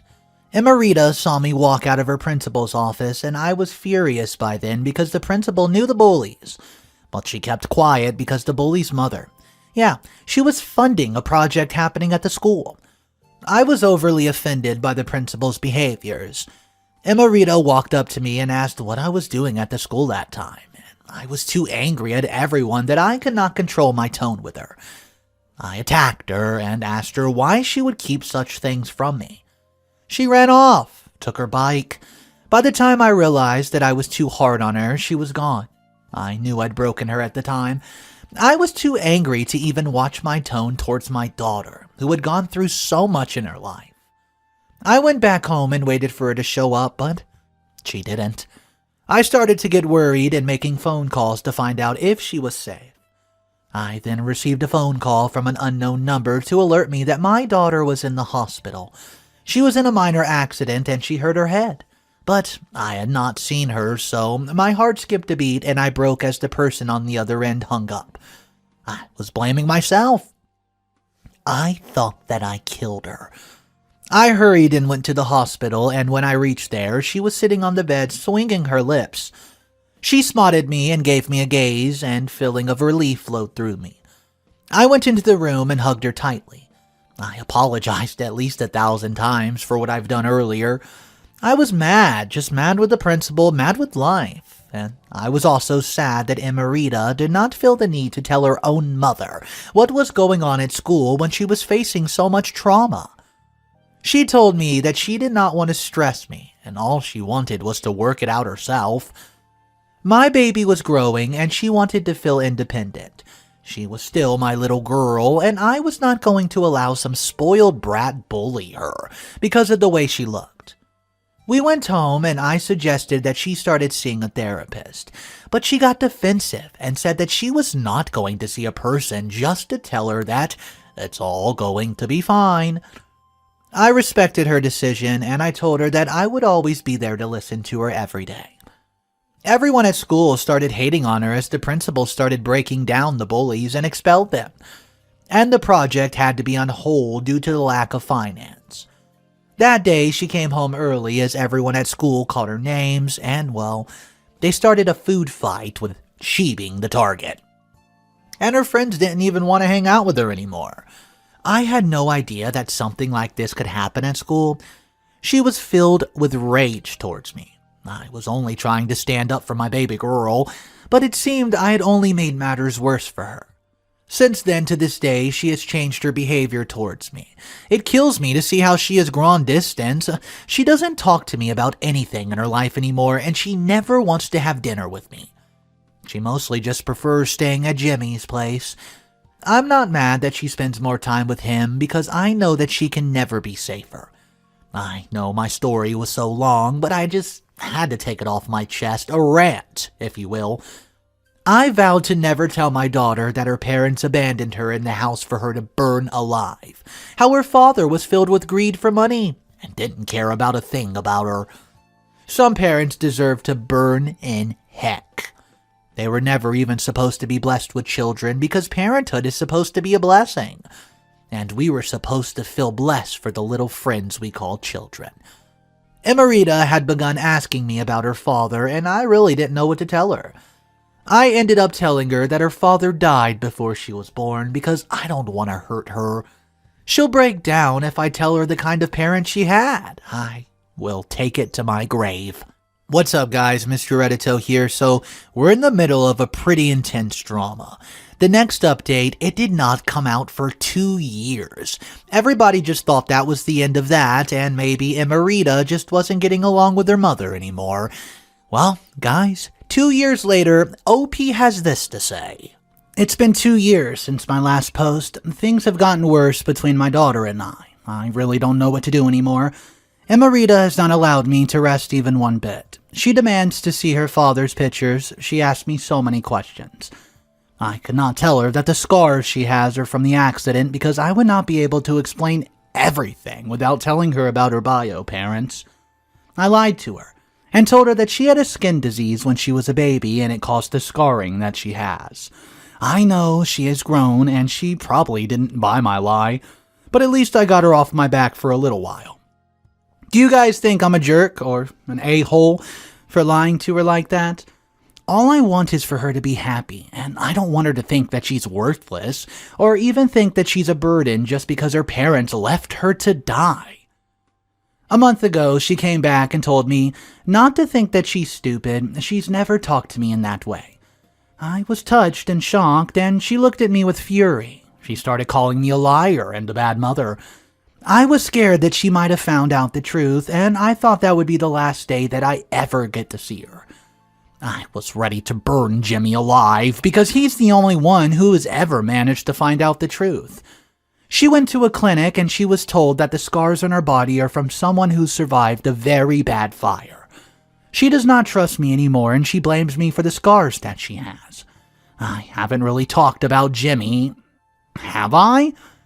Well, he is a detective, and not only by profession, but also by passion.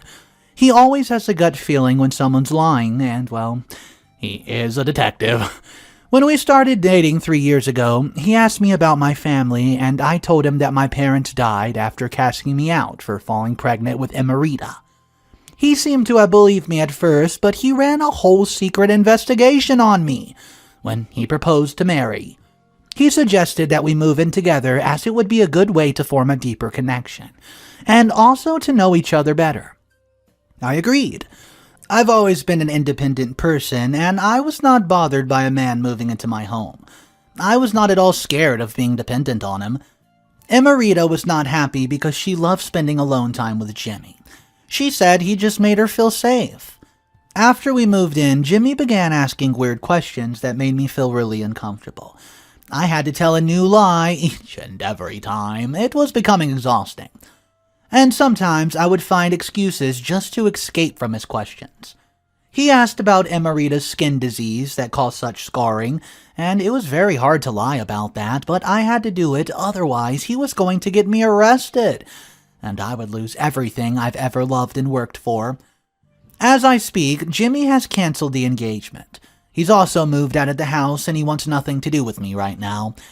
One night we were asleep and I seemed to have a nightmare. He woke me up and said I was talking in my sleep and it seemed as if I was trying to save someone from burning. I woke up with confusion and the next thing I know, Jimmy's looking at me with shock and trying to process whatever I just said.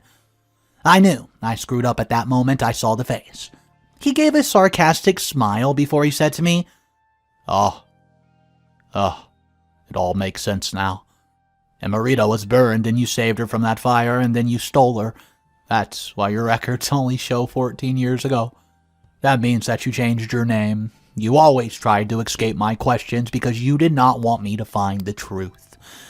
I did not see this one coming, and you know what? I'm disgusted by you.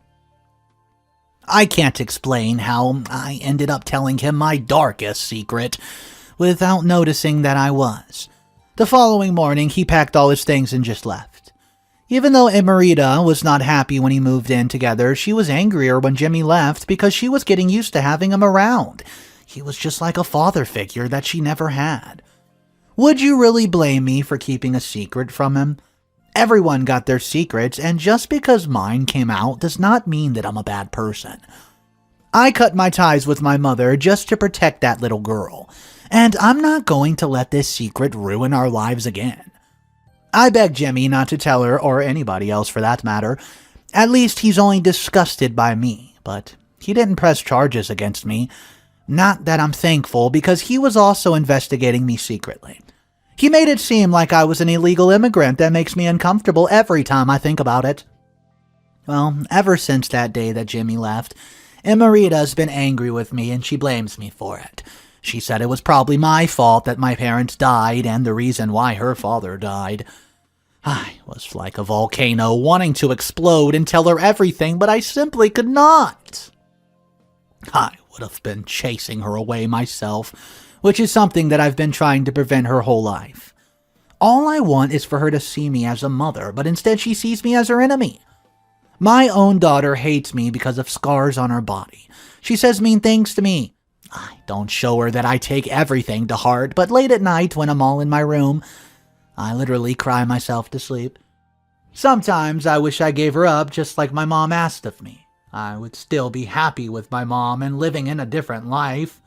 But I would have never forgiven myself for letting her live in some children's home where she would be forced to see a psychiatrist every day, and other children would most definitely bully her just like school, and she would have no one to turn to. She would have probably even ended up on the streets. I'd rather have her here, even though she hates my guts, rather than having her on the street somewhere unsafe. A month ago, when she accused me of being responsible for my parents' deaths and the death of her, quote, father, I couldn't control myself, so I hate to admit it, but I slapped her. She packed her things and moved in with Jimmy, and I've not seen her up to this day. I miss her so much. Jimmy has not allowed me to see her because she asked him not to. My heart bleeds every time I think about it, and, well, I'll update you guys soon. Well, it's been 6 months since my last update, and I'm sure that I've lost Emerita for good this time. My daughter has applied for emancipation, and she wants to divorce me and go with her own ways. I feel like history's just repeating itself, and the only difference is that Emerita's doing it legally, and I'll no longer be allowed to go close to her. When I received the court document, I simply could not believe my eyes, especially the fact that her representative is Jimmy. He betrayed me in the worst way possible. How could he represent my daughter in a fight like this? He has no idea that he just made a serious enemy. I wanted to find a way to frame him, to get him out of my way. But every time I try to place him at a drug crime scene, he's always lucky and just gets out of it. I don't know how else to stop him from representing Emerita. I also don't want to hurt him because he is my first love. I've never given my heart to anyone like I did with him. I saw light in him, and I wanted to follow that light, but instead I made a dark tunnel that covered the light. Now all I see is him in darkness, anger, and hatred. I always knew that Emerita was my weakness, but I never knew she could get in my toes like this. She really threatened me that I was left with no other choice but to tell her the hard truth. I had to try to find a way to stop her from going back to court. They might find out the truth about her and charge me for kidnapping. I could not lose everything just because I wanted to protect someone. After I told her the truth about how her parents abandoned her and how I saved her life, she could not bear the truth. She started crying and thought I was lying again, but I was dead serious. At that point, I'd already given up everything. And, well, I only wanted her to know. So that's when she leaves. Well, at least she knows the truth, right? What's the point of taking a secret to the grave if I've already lost the person I've been protecting for 14 years of my life? I was missing my mother. All I wanted was to run into her arms, apologize for the pain I caused her, and lean on her shoulders and cry out all my problems, but I'd chosen Emerita over Mom. As much as I feel like I lost her, I don't regret saving her little life. Maybe she's right. I took her away and raised her in a way that I thought was best. But maybe she wanted a different life. I thought I was her best choice, and I felt like I was meant to raise her even at my young age. She grew into someone I simply do not even recognize. She calls me names and says very offensive things to me. She would always say that it's because of my lies that I got pregnant at such a young age, but she had no idea that I was not her real mother. There, I said it. She left in tears and I couldn't stop her. I don't know what to do at this point. I've been having bad thoughts of harming myself, and I have nothing else to lose. I lost my mother, my fiancé, now my daughter. Maybe I was meant to be all alone. Mom lied to me when she said that I was special, There was nothing special about me except lying to people and losing them in the end. I never pictured my life to go like this. Do you think I was selfish for keeping this secret from Emerita? Was it really evil of me to save a life and decide to protect her my entire existence?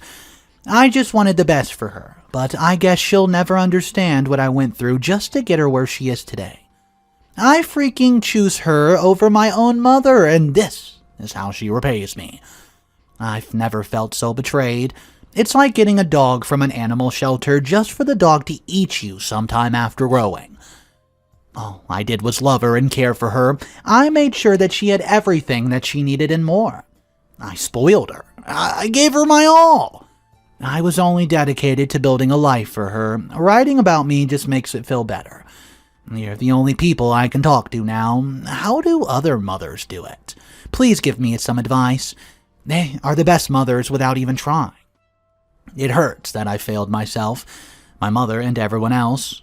I cannot believe I even thought I could make it to this day. I feel like a total joke. Well, see you soon. I'll be back with an update when Emerita's emancipation. Well, guys, it seems like all else is going wrong for OP. Mr. Reddito here, and I'm coming at you now with one final update. Well, guys, I know I haven't posted in a while. It's been 2 whole years since my last update. Some of you have told me not to give up on my daughter, and that's exactly what I did. I wasn't ready to give up on the apple of my eye. Anyways, we went to the court hearing, and I'm sure everyone could see the misery I was in. I looked like I had not been out the couch for a month, which is almost true. I was drowning my emotions in ice cream and weird television shows. I know, it's hilarious, but it was a very painful time for me. I kept looking at Emerita to see if she would look at me, but she kept facing the ground as Jimmy did all the talking. I was worried about her. I wanted to run to her and give her a big hug and tell her that everything's going to be alright, but I could not do that because she was already kicking me out of her life. The judge asked Emerita if she was sure about her decision, but she did not seem to be in the room. Although, she was physically there, her thoughts, they were elsewhere. Jimmy pet her on the shoulders and kindly asked the judge to repeat the question. Emerita started crying, and everyone wondered why she was crying. I was burning from the inside because my daughter, who was about to divorce me, was crying, and no one thought to comfort her. I was the last person expected to comfort her, but I cared too much that I could not just sit back and watch her cry her brains out. She held my arm and cried even more, and she started apologizing continuously. She decided that she was not sure about getting me out of her life. I was relieved to hear that the emancipation was not going to continue. She dropped everything right there and asked me to take her home. For the first time in a long time, I could feel the love from her. She could not stop crying nor apologizing for what she made me go through, and I guess all I needed to do was tell her the truth earlier. It honestly brought us closer together, and it took Jimmy a few months before he could also come around. He asked me to get back together with him, and I know we're not engaged, though. We're starting all over, in honesty, and I'm so glad that I told the truth. Now, my heart's at peace. I've got my family back, although it's not everybody, and I'm back in business. What more could someone want? I've decided to go look for my mother. I left her in a bad situation, and I'm sure she'll be happy to see me. I want to rectify all my mistakes, and I want Emerita to know her grandmother and for Jimmy to meet his future mother-in-law. Hopefully. It was a long journey full of rocks, pits, and snakes, but hey, I made it. We got over everything, and we now moved in together like a true family that we are. And all I can say to all the mothers out there is this. Never give up on your children, because that means that you gave up on your world. Thank you for being with me every step of the way. You have no idea how hard it was for me to open up and say what exactly was in my heart. I never thought I'd find myself writing here, but I could really use some advice. I've been going through a roller coaster, and I just need a bit of help on maybe some opinions of my situation. This is a throwaway account, of course, because I don't want anyone connecting the dots. I'm 50. I've been a single father for over 20 years to my daughter Christine, who's 25. Her mother Maria is a year younger than me, and one day decided that she no longer wants to be a mother or a wife, so she just left. Christine had just turned 5 years of age at that point, and we celebrated her birthday with my family, since Maria's family lived out of state. And you guys, here's a bit of context. Maria. See, she never liked my family, and she would say that they were too traditional and boring, unlike her family who were more fun and lively, which I disagreed with. Another reason why Maria did not like being around my family was because she felt that my family preferred my ex-girlfriend over her, something I never understood. Anyways, Maria fell pregnant with our baby girl, and I was super excited about having a girl. Maria, on the other hand, was not as excited because she had really wanted a boy. I was supportive throughout the whole pregnancy, and it even motivated me to work harder. And my hard work paid off because I managed to score a promotion just before she gave birth. We also were able to move into a brand new house. Everything went downhill after Maria gave birth to Christine. Instead of taking her 4-month paternity leave paid, she went back to work after just 6 weeks. On top of going back to work earlier than expected, she packed up more hours at work, which I found very strange. It got so bad that I had to ask my brother to help out with Christine, because Maria would leave her at daycare for the whole day, something which I wasn't comfortable with. Things did not get better when Christine got a bit older. They got worse, and Maria would hardly spend time with her. Instead, she would go out almost every weekend. This caused a lot of friction and tension in our marriage, but I tried my best to make things work. I even suggested therapy, but she wasn't interested. My mother was still helping out with Christine, which I was so grateful for, because I was even busier at work because Maria had stopped contributing to the household bills. See, for Christine's 5th birthday, I decided to throw a birthday party and invited her friends and my family. Maria looked bored and irritated the whole time, and everyone noticed. My last straw was when she shouted at Christine for no reason and made her cry. Once everyone left, Maria and I got into a heated argument. I told her that I was going to sleep in the guest room and that we would talk tomorrow. And that was the last time I saw her. I woke up and found Christine crying, and she told me that her mom had left. I checked our bedroom and all her things were gone. I saw some documents on the bed, and they were divorce papers, and my heart shattered into a million pieces. My eyes could not believe what I was reading. Maria had made it clear in all the documents that she wanted her parental rights and responsibilities to be removed, and that she was giving me sole custody of, my daughter. It's been 20 years since we last saw Maria, and being completely honest, life is so much better with her. With her gone. At first, Christine would ask about her regularly, but once she realized that her mother wasn't coming back, she stopped asking, and luckily my mother and sister Lexis were able to play the mother figures in her life. Okay, so now let's come back to the present. I was waiting for Christine at her favorite restaurant, and she had recently gotten engaged to her fiancé Josh. He's 27, and since his parents had paid for their engagement party, I told Christine that I would help out with some of the wedding expenses, because I knew that they were trying to save money to buy a house. I'd raised such an intelligent young lady who was on her way to becoming a doctor.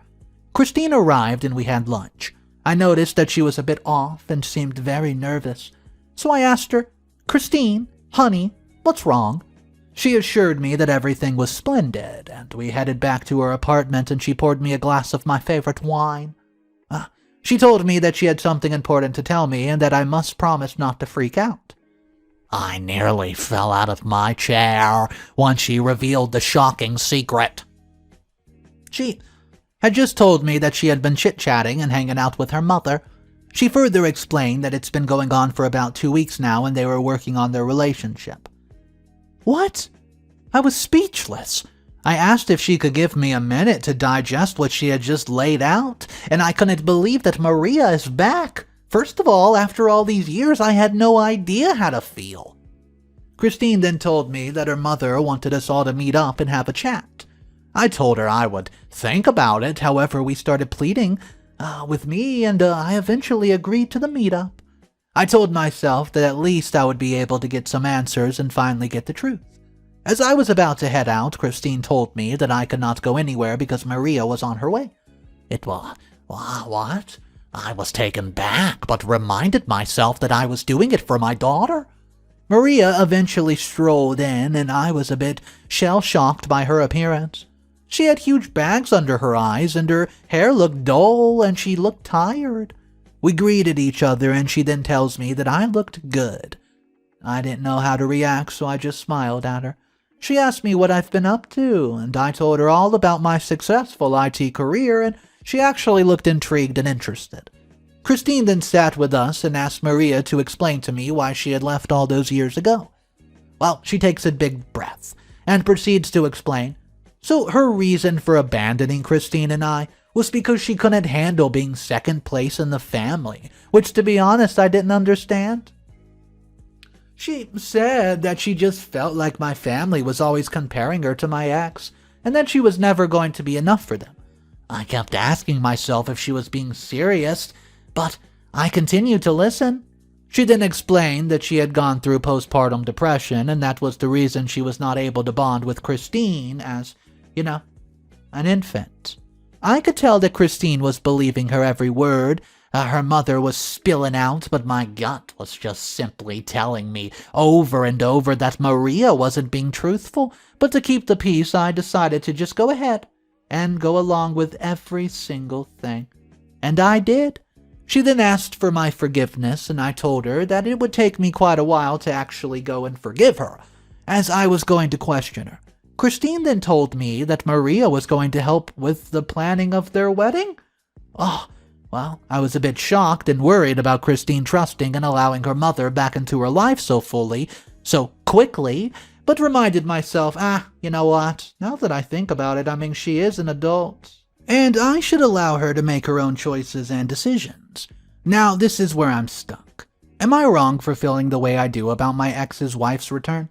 Do you guys think that we should be allowing her to come back into our lives? This is the same woman that abandoned us for many, many years, and now she wants to be a part of our lives. And does she really believe and think that her apology will fix all the damage that she caused? I don't know how to deal with this, so I can really use some advice.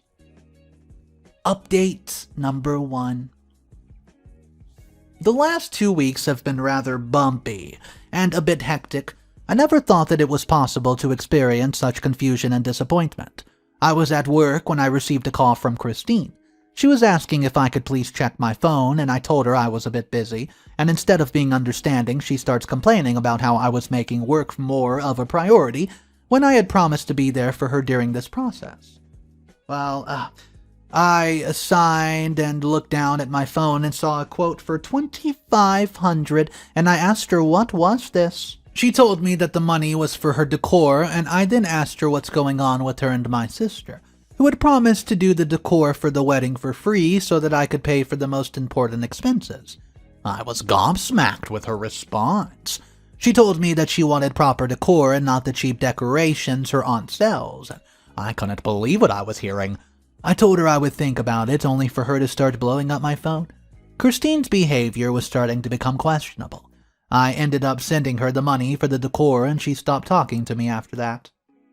Normally, she would say thank you, but this time she absolutely said nothing. I started to feel more and more left out of the whole wedding planning. Christine was taking her mom everywhere, and I won't lie, I was starting to feel a bit jealous.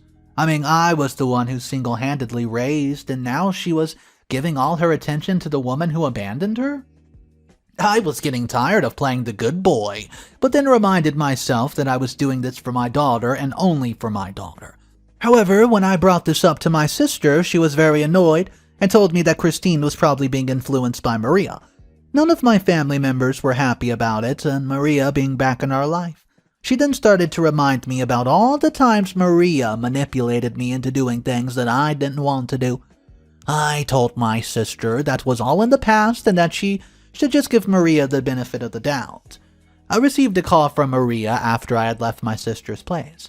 She told me that she was calling on behalf of Christine, which confused me a bit. I asked her what was wrong with Christine, and she said that nothing was wrong, but the wedding stress was starting to get to her. So she was going to help her out a bit more, and she told me that she had sent me a quote, and that was, it was for flowers. I told her I'd send it later, and she told me that she needed to pay the flower lady right now, because of how booked she was getting. So I sent the money. She then asked me not to mention that I had sent money for the flowers because she wanted to surprise Christine with her favorite flowers. At first I found it weird that she wanted me to keep quiet about such a thing, but then I found it sweet that she wanted to surprise Christine. I was happy that she was actually trying to work on the relationship with our daughter. Do you guys think that Maria is manipulating Christine? I know her behavior has changed, but don't you think it's bridezilla behavior? I mean, planning a wedding is stressful, so maybe it's causing my daughter to act out. I don't know. Update number 2. Hey, these last few weeks have been brutal. I never thought that my life could change and switch up like this, especially during such an important time in my life. Christine was finally including me in her wedding plans. We had a long phone call the other night, and she apologized for making me feel excluded. So she invited me to view a wedding venue with her and Maria. I was super excited, and we arrived at the venue, and it was absolutely stunning and breathtaking. Christine was telling me all about the venue and how this was the venue she wanted. She explained her vision to me, and I told myself that I would do everything in my power to make my baby girl's vision come true. She deserved it. We were given a tour of the venue, and it was impressive. This place was perfect, and as I was about to ask about the price of the venue, my phone rang and it was work. I excused myself, and once the call was done, I was about to head back inside, and that's when I overheard Christine and Maria. I was heartbroken by what I heard. Maria was complaining and asking why Christine had invited me. Honestly, it was Christine's response that nearly drove me to tears. She responded by saying that she only invited me because she wanted me to pay for the wedding and that she could not care less if I was at her wedding or not. She also mentioned how she had not invited any of my family members because of what they had done to Maria, and that they were the reason she grew up without a mother. My heart honestly broke into a million pieces. I couldn't believe that such words were coming out of Christine's mouth. I didn't want them to know, that I heard them, so I left. I simply sent them a text saying that they needed me at work because there was an emergency, and I tried convincing myself that I misheard the whole thing, and that my brain was just playing tricks on me. But the more I thought about it, the more it hurt. Instead of going home, I went to see my mom.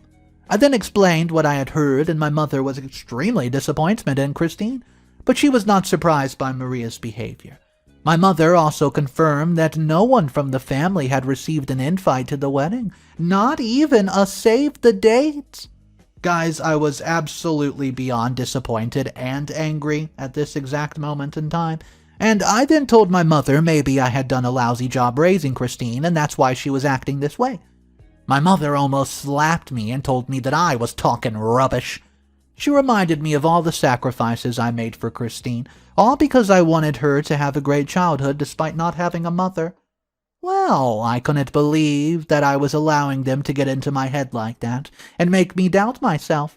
I wasn't the bad guy, but there were bad guys, and it was them, and they deserved to be taught a lesson or two. I told my mother my plan, and she asked if I was sure that I wanted to do this. I was feeling a bit bad, but then I received a text from Christine. She was demanding that I pay for the venue, which totaled up to $100,000. Who would pay so much for a venue? But the message solidified everything. I was going to commence my plan of revenge. Am I wrong for wanting to teach my daughter and her evil mother a lesson? Should I have confronted them there instead of just leaving? What would you have done if you found yourself in my shoes? Update number 3. It's been a couple of weeks, and let me be the first to tell you that the universe has truly been on my side. It's showing me that being a good person has its rewards. Christine and Josh's wedding is in a few weeks, and it's been hectic. I haven't had a proper conversation since we viewed the venue together, but I've been paying a chance for her wedding expenses. I've been acting like I'm paying at least for things when I actually haven't. I've also been sending Christine fake invoices and proof of payment. I explained to Christine that she should just send me a list of their outstanding wedding expenses, and that I would directly pay them myself, especially the very expensive expenses like the venue. This made Christine so happy that for the first time since her mother came into our lives, she said, "I love you, Daddy." As much as it warmed my heart, I was still going to teach her a lesson. I was going through the list when there was a knock on my door. This was when I discovered that Maria had not used the money I sent for flowers because Christine had written flowers on the list. I also found out that the flower store written on the invoice Maria sent me did not exist, meaning she created a fake phony invoice. I answered and was shocked to see Maria's distant cousin, Linda. We greeted each other and we sat down by the living room, and I asked what brought her here. She asked if she could have Christine's address, and I raised an eyebrow and asked why. She told me that Maria was not living with Christine. Wow, she's living with her. She could tell that I had no idea about such a living arrangement, and she said that it was nice of Christine to help her mother out even though she hadn't been present in her life for 2 decades. I asked her about what she's talking about. She told me that Maria had lost her apartment by gambling it away. I couldn't believe that I was hearing this and asked her again what she's talking about. What she said next knocked me to the floor. Guys, she explained that Maria has always had an addiction to gambling, which was one of the reasons she actually left us because she was running away from some dangerous loan shark. She further explained that she had recently lost her home just to cover up for the debt. She then told me that she was looking for her because she owed her a lot of money and had promised to pay her back. So Maria has been lying. She told me that she was renting a small apartment nearby because she had gotten a new job this side. This made me wonder if Christine had any idea about this, because living with a gambler, it can be pretty dangerous. I asked Linda if she had anything to back up her claims. She took out her phone and showed me the loan that she had given Maria. She told me that she had first planned to confront Maria at Christine's wedding. If she had not been paid back by that, but decided against it because she did not want to ruin Christine's special day? Well, I asked Linda if she knew where Maria gambled, and she nodded her head, and I asked her, please, take me there, and she did. And boy, Linda was not lying about Maria's debt. What should I do with such information? Should I immediately inform my daughter? But what if she doesn't even believe me? What should I do? Should I still try to tell her? Update number 4. A week has passed since I found out about Maria's gambling problem, and I still have not seen her nor Christine. I wasn't even invited to Christine's final dress fitting, but I comforted myself. It was finally the day of the wedding, and when I arrived at the venue, I found everyone waiting outside. Christine rushed over to me, fuming with anger, and starts yelling at me. I asked her what's wrong. She tells me that the owner had just informed her that the wedding had not been booked there. I told her that the owner was correct. Josh walked over to me and asked, "Sir, what's going on?" I told them there's not going to be no wedding, and then proceeded to expose my daughter and ex-wife. I told everyone that was listening that Christine had been using me to pay for her wedding, yet didn't even invite my family, who had helped me to take care of her all these years, and Josh's mother asked Christine if I was telling the truth, and she was embarrassed. Josh's father just shook his head at Christine with disappointment. Maria stormed at me and said that I'm being selfish and petty by ruining our daughter's special day. Well, on cue, Linda appeared and Maria's face dropped. I looked Christine dead in the eyes and told her everything that her sweet mother had done. I told her that her mother had taken money that I had sent for certain wedding expenses for herself. Maria yelled that I'm lying. Okay, am I? I showed Christine all the documentation, and I told her if she doesn't believe me, she could check the bank app. And Christine did exactly that. Maria had been using her phone to transfer the money to herself. Tears rolled down her cheeks as she asked Maria why she would do such a thing. Linda put her hand on Christine's shoulder and confirmed what I had exposed, that her mother was a gambling addict. She then showed Christine the loan that she had given Maria, and Christine was devastated. Instead of admitting her mistakes and apologizing, Maria started screaming, and she called me all sorts of names and even admitted to never wanting to be with me, and how Christine was a mistake that she wished that she would have gotten rid of when she could have. Every single person in the crowd was gasping in shock at what that was said. It made Christine break down, and it led to her break a few champagne glasses. She picked up another glass and was about to chunk it at her mother, but I pulled her back and pointed out that one of the broken glass pieces had cut Josh's mother on the leg. She tried apologizing, but Josh's mother just limped away.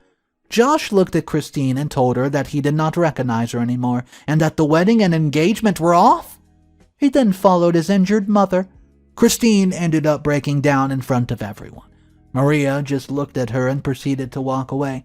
I sighed and walked over to Christine to comfort her. Despite everything that she had done, she was still my daughter. And as much as she deserved whatever punishment was coming her way, I still wanted to comfort her and show her that I was going to be here for her. Anyways, can you guys let me know if I took things too far by technically ruining my daughter's wedding just to teach her a lesson? Should I have handled this any different? Anyways, that's my last post. Let me know if I royally messed up. Or did she deserve it?